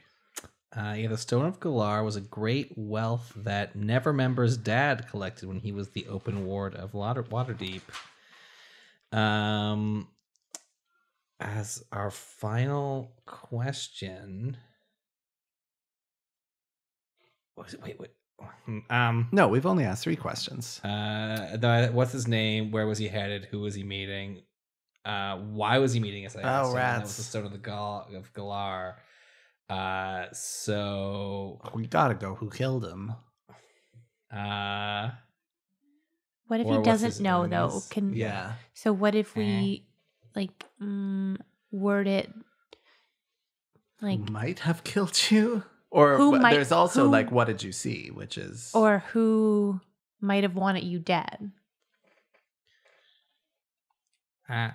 What guilds or clubs are you in? You see him, the last little breath come out of his lungs and say, Lord's Alliance.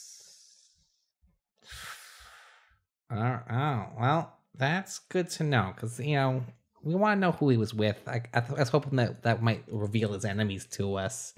You can't bring him back for 5 more, could you? So, we can do it again tomorrow, maybe, but... Huh. All right. Well, it's good to know. Can you keep his corpse on hand? Well, I mean, we also have to return him to his family members or whoever would be relevant. I mean, it depends on who takes ownership of his body afterwards. I mean... This is pretty much for identification, and we got that. Anything else would be, you'd require permission of his friends or family.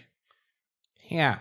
Well, we might know who some of his friends or family are. I'm gonna blow a call in to Raynom Nevermember. He might know our buddy Dalakar here. Oh, geez. Well, thank you so much, Clerics. That was great. No problem. You see Barnabas lift up his sunglasses and say, "This is a lot of information we've gathered here today. A lot that could," puts his glasses down, "leave us breathless." Because he's a dead ghost, you mean? Yeah. Yeah. All right. Funny.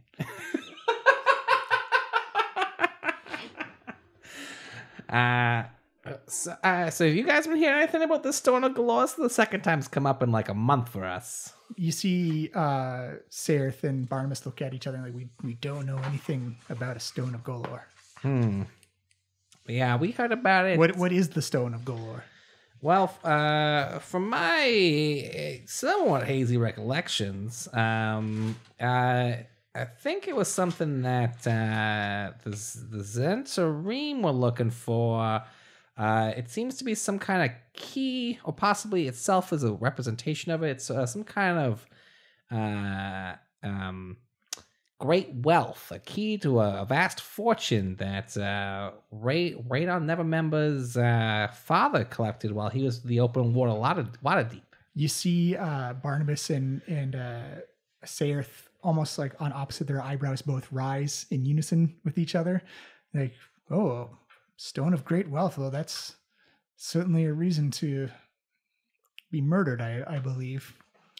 Yeah, money, money kills. Oh, I didn't put my sunglasses down for that one. Damn it. You know what? We'll pretend like you did. Yes. It was riveting. Where did you get your glasses, by the way? Oh, I had them custom made by a gnome down in the trade ward. Noted. Gnome. The trade. How much that run you, by the way? This set, because I got the octagon, the 8 sides, it's about 12 gold. All right. Good to know. It's more of a fashion Do we statement. have a name for this gentleman? I just really fancy a pair of sunglasses. Yeah, it's Spriggs Tinkertorium. Sprigs, like almost like a sprig of Tinkertorium. I'm not even lying. Like, I have a note on here that's just like sunglasses. Muscat. I feel like when you get these sunglasses, you're gonna quit the group. Yeah. Come out, guys. Finally. I've got everything I've ever wanted. I have a room. I'm not homeless, and I can go in the daylight. Sort of. Well, I mean, this was a lot of very good information, but also shit. Like, what do we do now? Well, why don't we go to that place, the Handsy place? The Handsy place. And we can see if anybody there knows anything about who might have, taken, hired, borrowed, stolen a puppet thing for murder. A murder puppet. The murder puppets? I mean, I think that's, why not? All right, well, Cromley, Blastwind, thanks so much for your time. Please keep some detailed notes from the other we will. And interrogations. please forward all copies of your notes to us as well that you discover along the way. Yeah. We'll keep each other informed. Thanks. Perfect. Yeah. And as you begin to walk out of the temple, and it's kind of dark with not much illumination, but to you, Yosef, it's actually quite bright. It's almost like a strobe light going off of all these symbols, just kind of like swirling and glowing and pulsing off. Just as you're about to go, you see Sereth. Just one more thing. Watch out for those Never Embers. Their family is not as cohesive as it seems. Oh yeah? Yeah. What have you heard? I heard that the son and the kid, or the son and the dad, they don't talk so much anymore. They're not friendly with each other. That makes sense, actually, considering the kind of company that Reyna keeps. Well, thanks very much for that. That's good to know. Let me inform us how I might play this with Reyna. Very well, and good luck on the investigation. This may take us a while to figure out. Yeah. For sure. Okay. As a complete just sidebar here, where do we have to take that handkerchief? Is it on the way? That's to the dock ward way down here. And also follow-up question: where did the note for the Boudoirs Guild? Where did that say to meet? Oh, that the note for the Boudoirs ward is in the trade ward, which I think is in between the north ward where you are and the dock ward. The trade ward, you say? Yes. Let's go. Whoops. I knocked this all over the place. I really want those sunglasses. It's not gonna change the. You're just gonna look more fashionable. You're still gonna have the. That's the sunlight. malarkey. They block out the UV rays. It's effect, hits your skin as well. Yeah, but at least my eyeballs can see. Wouldn't that work? Wouldn't that work? Come on. Come on. We should be a fashion. We'll talk about it. We'll figure something out. So all right, team. All right, so we got some options. Number one, we can investigate this temple of the Inspired Hands lead, which is a thing. I'm not so. I mean, maybe it's a construct. I just think it's a man in a mask, but like we could definitely investigate that lead. Of course, we definitely do need to talk to our buddies down there at the Boudoirs Guild. We don't want a more fire at Troll Skull Manor. We're just getting repaired right now. I don't believe it was them. No, I also don't think it was them, but I still want them to further burn down the house. All right. But I think I want to investigate the puppet, the murderous puppet. All right, number one. All right. Yes. Okay, we'll do the temple. Then maybe we'll try to swing our way down to the trade ward. And then if there's time, we'll go to the docks, do our little exchange with the handkerchief gang. It's just like somebody sitting on a barrel or something, isn't it? It's a blue tiefling sitting on a crate. Yeah. See, I was close. Barrel, crate, something wooden. Yeah, I forget they're just there on a crate, wooden crate. I forget the name of that guild, though. Your notes. Now so extensive. They only get longer. We've mostly just been like, ooh. I know. I feel like I need to bring a notebook. Like I feel like I need to step up my game. It's a rule. Players up there getting a lined notebook that you can just keep all. Although of your I truly pages. feel like It's the best plan my ever. page is slowly turning into pigeon doodles. Like, just kind of feel like that would be my entire notebook. It'd just be like pigeons. This horse has teeth. I don't know why. It started as a T-Rex. Now he's a horse. Of course. I've mostly been drawing pictures of myself. The brag and dirt. Naturally. There's the note for that That's one. like in character. I'm gonna Right? highlight this It's one. kind of like a Gap model. Yeah. Like just sort of way. No, like a CK1 back in the day.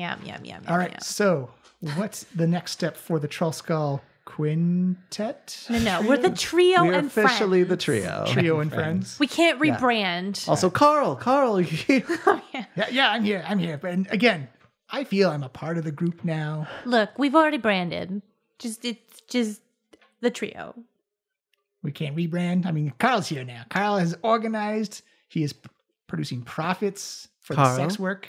You are playing an important service. You are beloved of the Poopash, who possibly has a plan for us all, it turns out, which is maybe not just the end of the world. And so that's very exciting. So I really need you to focus on that. For now, we are the trio, but I would say take whatever Amalika says with a grain of salt, because she is very unpopular and is possibly sort of dragging our Q ratings down. So, wait in the wings and we'll see what happens. You see Carl kind of appear ahead of you appear in front of you, Amalika, with his little hand. He's like, do you have any salt I could use?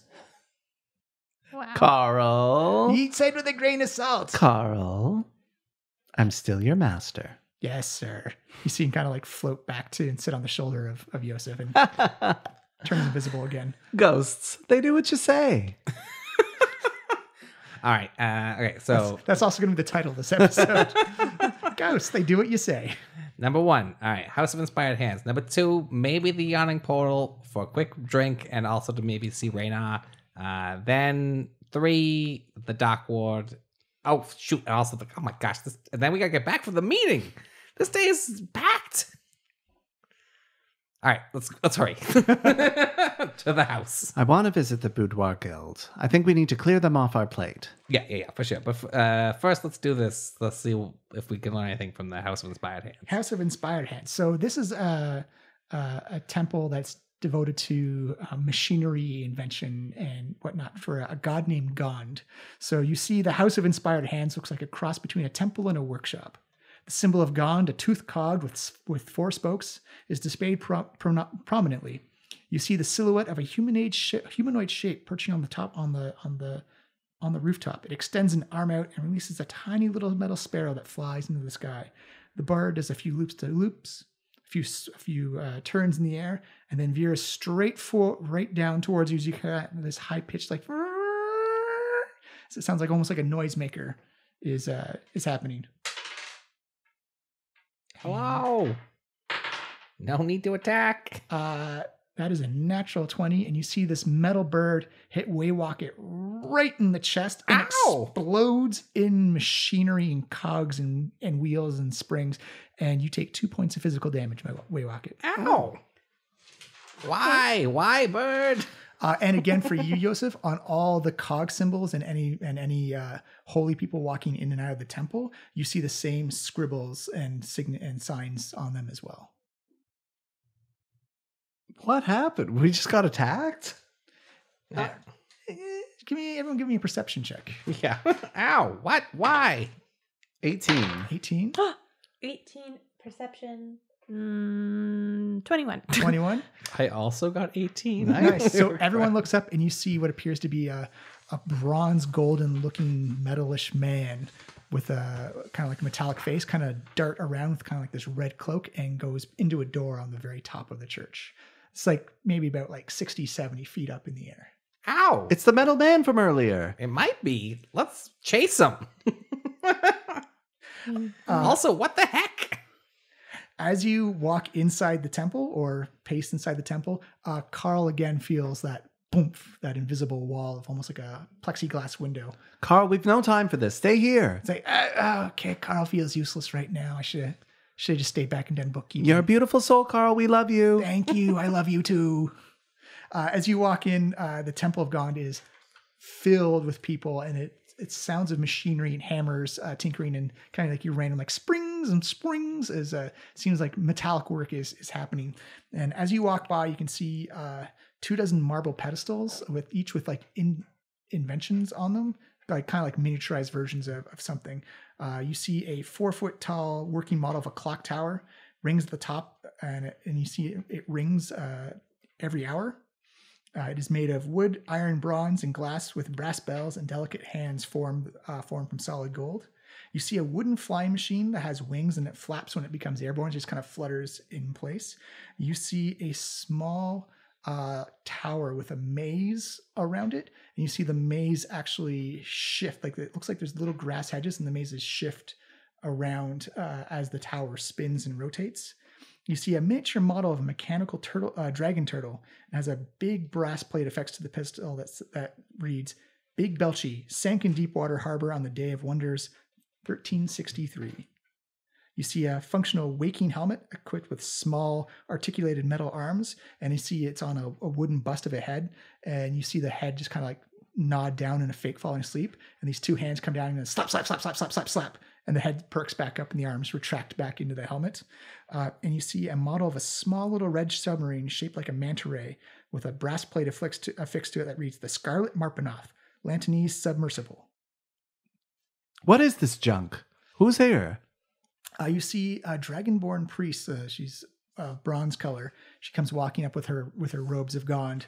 She's, "Welcome to the House of Inspired Hands. These are the inventions we create and what followers of Gond have created in the past. What brings you here?" One of your inventions attacked my friends and may have perpetrated an attack on Troll Skull Manor. We are the Troll Skull Trio, and we are here to investigate. You see her taken aback, in total state of shock, like hand on chest, like eyes wide, kind of like her frills at the back of her kind of like almost Dilophosaurus-esque, kind of like frill out a little bit. Like, what? That's, oh my God, I'm so sorry. Could you describe what happened?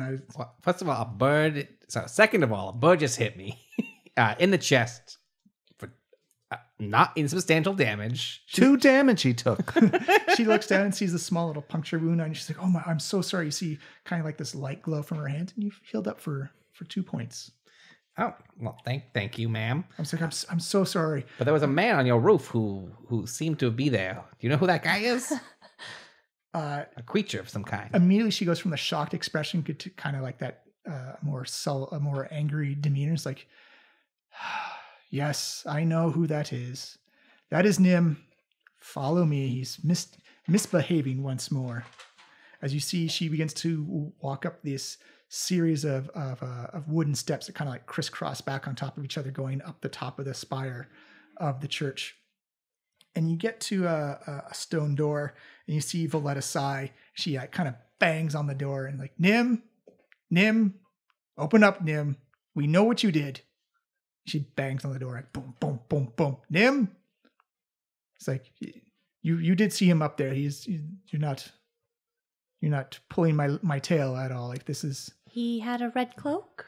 Yeah, yes. red cloak. Yeah, I'm not gonna mince words here. A person somewhat matching his description let off a fireball this morning in Troll Skull Alley. So that's, oh my, was anyone hurt? That's terrible. Several people are killed, madam. Oh my, you see her kind of like jangle the door locking. Nim, open up. This is not funny anymore. Open up the door, Nim. Do you mind? I have some skill in this locked You door see her, area. You see her step back and say, please. I'll try to unlock the door with my thieves' tools. Do it up. Oh no, it's merely an 11. You put your lock into, or your picks in the lock, and you all of a sudden realize you are in a house of mechanical invention. And you immediately see almost like these tiny little pronged fingers come down and intercept your lock, and then bink, poke it back out the front. Ah, wow. That's amazing. How much do these cost? Oh, quite a bit. They're almost priceless. The miniature lock protectors are one of our greatest. It's actually one of Nim's specialties. So, who is Nim exactly? While we lurk out here. As soon as we can open the door, I can show you. We must take responsibility for. Although, no, it can't be Nim. Nim couldn't have set off that. He's not capable of leaving the premises. Why not? He's magically bound to the area. He can't leave the grounds at all. It's like he walks into a wall. So kind of like Carl, but with reverse Carl. Mm-hmm. Who's Carl? Never mind. Yeah, it's not important at the moment. A friend. If not Nim, who else could this possibly be? Well, was there any way that the magic could be tampered with?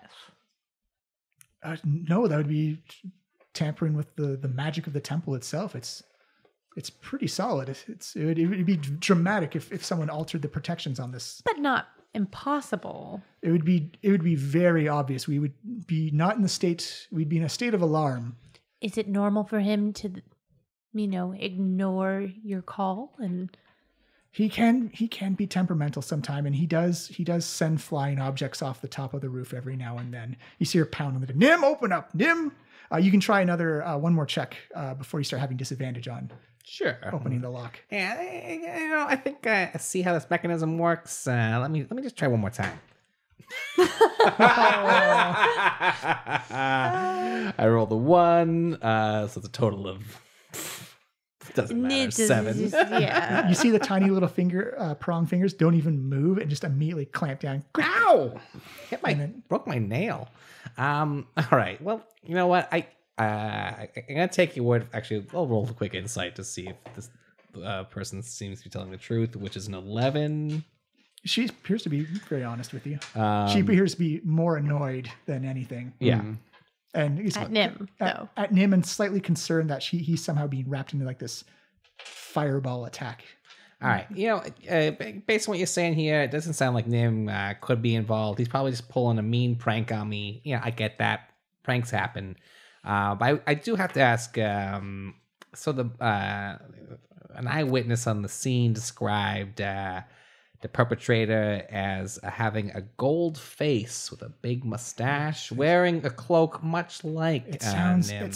She see her like pound on the door again. Nim, this is serious. Please open up. We need your help to try and figure this problem out. Wait, Nim has a gold mustache? Yeah, if he attaches it that day, but I don't. Oh yeah, mechanical face. Oh geez, they could really get a lot of disguises going. I don't see how he could leave the premises, though. You see him you see her pound on the door again and try and jostle the lock. Look, Nim, we just want to talk. No shenanigans. We just want to hear your side of the story. Nim, open this door or we'll open it for you. Nicer than that, though. I'll say between Waywocket or Yosef, give me a persuasion check. I've got a 4. I have a +7 in persuasion. Oh, that's pretty good. Give it a shot. Although I've rolled voice. a 10 and a 1 lately. Beautiful. It's 26. You hear clicking behind the door as you hear kind of like a creak as this big wooden door opens up, and you see what appears to be about 5 feet tall, roughly. Male-looking face with a little elongated nose, some cogs for eyes that kind of tick and spin to an unknown clockwork sound, and it's just this bronze man standing there with kind of gears for joints and double rotted forearms and hands, and looks almost like a very, very mechanical, and wearing a red cloak trying to cover its body. As you look inside, you see there is a ton of just projects on workbenches. You can see like mechanical birds you can see like the inside gears and springs, and you'd expect like a chirp, but they're actually much more like a whir and a buzz, belting out songs. You can see giant grasshoppers that have glass wings, and they kind of just fly and hover. And you can again see these little springs pop up and like kind of hop up among them as you see him kind of Nim lower his head and kind of open his arms and welcomes everyone inside the workstation. What do you know about the attack on Troskal Manor? She says, well, Nim actually can't talk. He doesn't have vocal cords. How do you communicate with him? We write things down, and she points over to like this giant, very similar to Troskal Manor, like this giant chalkboard, but you see like equations, designs, schematics, boxes and tubes and various other things. It's like, Nim, please tell me what happened. And you see him walk over to the chalkboard, and he actually spins it around, and you can see what appears to be the designs for another clockwork person. Did you make this? And you hear kind of like this clink, like crink, crink, crink, crink, as he nods up and down. So, is it magically bound to this temple? And you see him shake his head, like, and Valletta is incensed at this. Like, Nim, you know the rules. That is not allowed. So, what was he created for?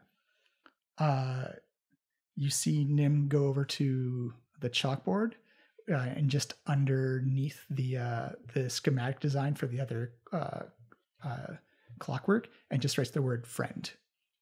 Oh, well, now I'm sad. Did your friend go away? You see him kind of like go shrug his shoulder.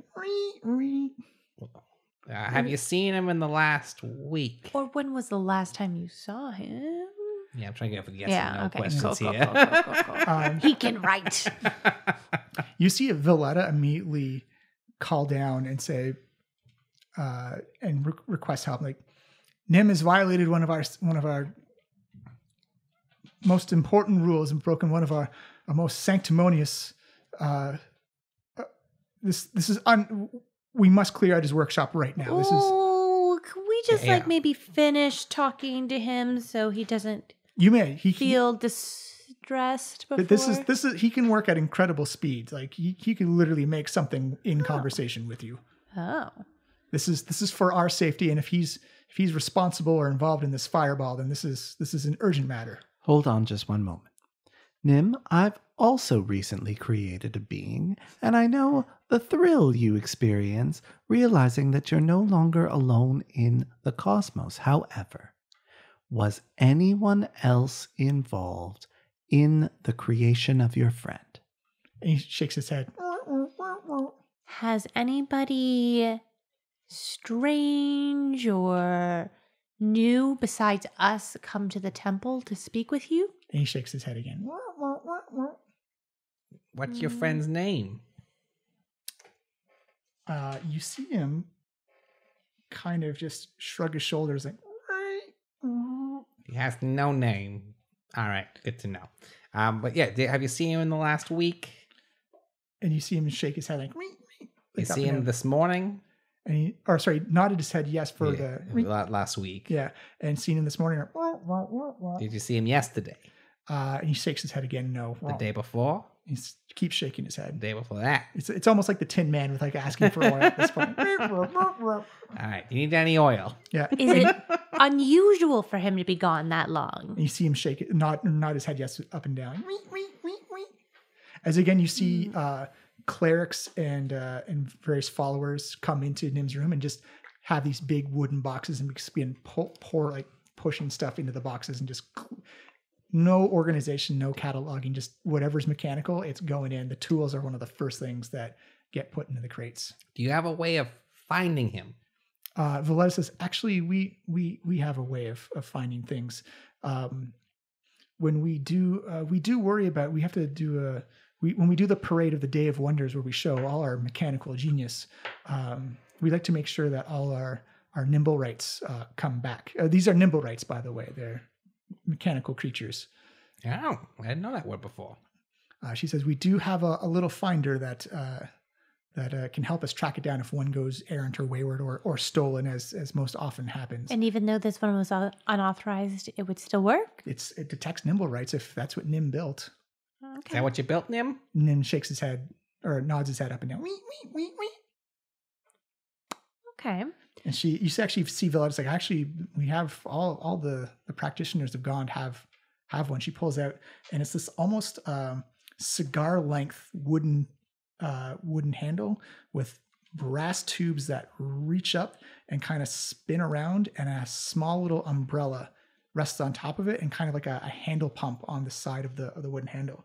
She says, you just squeeze the handle, and you see immediately the umbrella begins to spin around and pop up and down at an extremely rapid pace. She says, if you're within 30 feet of a Nimblewright, it spins really fast. The further away you are, the slower it spins. It's got a range of about 5,000 feet. How do we know we're tracking the right Nimblewright? She says, well, that's the problem. There shouldn't be too many Nimblewrights in Waterdeep. They'd all be concentrated here. Okay. So we can take this and use it to try and find this rogue. Yes, and please bring it back to us. We would definitely give you some of our mechanical inventions as a reward. Is there anything that we should know about them in order to stop him and be able to bring him back relatively strengths, peacefully? Weaknesses. So honestly, it depends how Nim built him and if they're smart enough to modify themselves in any way. Well, Nim, Wow. do you think you can maybe help us out with that? We want to bring back your friend. Or kill him. We want to bring back your friend in one piece and peacefully. So, I mean, how do we do that? Give me a persuasion check. Unfortunately, made of disadvantage because of Yosef's or kill him comment. You're banned. Oh, that's pretty good though. Okay, Not bad. So a 20 and you ruined my only good roll. What am I doing again? Persuasion. 13 plus persuasion. Oh, plus 5. Oh, So 18. oh, yeah. yeah. You see Nim kind of nod his head, knowing like he's got caught. He done effed up. And you see him begin to almost like write down a perfect stat block of what a Nimblewright does. I'll let you guys look at the book after the session. Okay. Perfect. But essentially, you got to know they not many hit points, but resistant to a lot of things. Okay. Is there a way to placate it though, like without having to fight it? You see Nim kind of like roll his head around a bit, kind of like thinking about it, like kind of shrugs his shoulders. And you think because maybe he disappeared, he's going to be hostile? I mean, he did just blow up a bunch of people. Yeah, I'm worried that maybe your friend is falling in with a bad crowd. Can their minds be corrupted in any way? What is how does that work? What are they? You see Valletta say, "Well, do you mean like a charm or a control control effect. Yeah, something like that. It depends how smart the Nim made it. Nim, how smart's your friend here? You see him kind of like nod his head and go like kind of like giving you like one mechanical eyebrow, just kind of like sprockets up and sprockets back down, and kind of gives you like a thumbs up, but like pretty smart. Could someone reprogram him? Oh, and you see him nod his head yes, up and down again. It might also be a reprogramming situation here. Like steampunk Skynet. Yeah, you got like a factory reset setting I can upload. Valletta says there's no real factory reset. It's you once the personality's gone, then it's gone. Yeah, I mean like you ensoul them somehow here. Is that what's going on? Well, we create them. All right, that's you know what? Actually, it's way above my pay grade. I don't know. She says actually, Nim is actually from a wizard, and Lantanese wizard, and the Lantanese island is essentially it's like almost like a tropical island, closer to Chult than it is to the Sword Coast. So yes, this is actually a creation of some. We actually didn't make Nim here. He was a gift to us from somebody else. He was a wonderment of creation. That's very special for you, Nim. This is one of the reasons why we have him limited to the temple grounds, because we don't know what he's fully capable of. But he's a wonder at creating things. Right. Okay. Well, Nim, number one, I do forgive you for stabbing me with a bird just minutes ago. You see him kind of nod and kind of like just like the sheep is like rubs one foot behind the other one, kind of like yeah, my bad. But you've been very helpful, and we'll do our best to bring your friend back. You see him nod. He actually walks over and kind of like hugs you. Pointy, but very comforting. Yeah, you actually feel like the tension in springs and like the sprockets like rotating inside his body. It's almost like just a little vibration gives you kind of like a soothing little vibe. Have you ever thought about making a personal massager? He just shakes his head and like shrugs his shoulder. Not sentient. Make a lot of money. Valletta says, well, our deepest apologies for any trouble that Nim has caused. Please take the Nimblewright detector, and if you can find this errant Nimblewright, we need to bring it back and possibly destroy. We don't know what it's capable of, and if it's involved with an attack that is against our order and against our ways. The City Watch is probably gonna want to speak with you guys some more. We've been helping them. We will be in contact with them tomorrow. Thank you for bringing this to our attention. My friends, if someone is attempting to frame this robot for this crime, then that widens the list of possible suspects to anyone. Yeah, well, I mean, I think overall we have three main groups to suspect here. Number one, the Zentarim. Number two, the Xanathar's Guild. Number three, the Knife. And as you say this, as you're walking up the street, immediately you see what appears to be like a group of 5 or 6 people in black leather. And they've clearly got black snake tattoos on their forearms.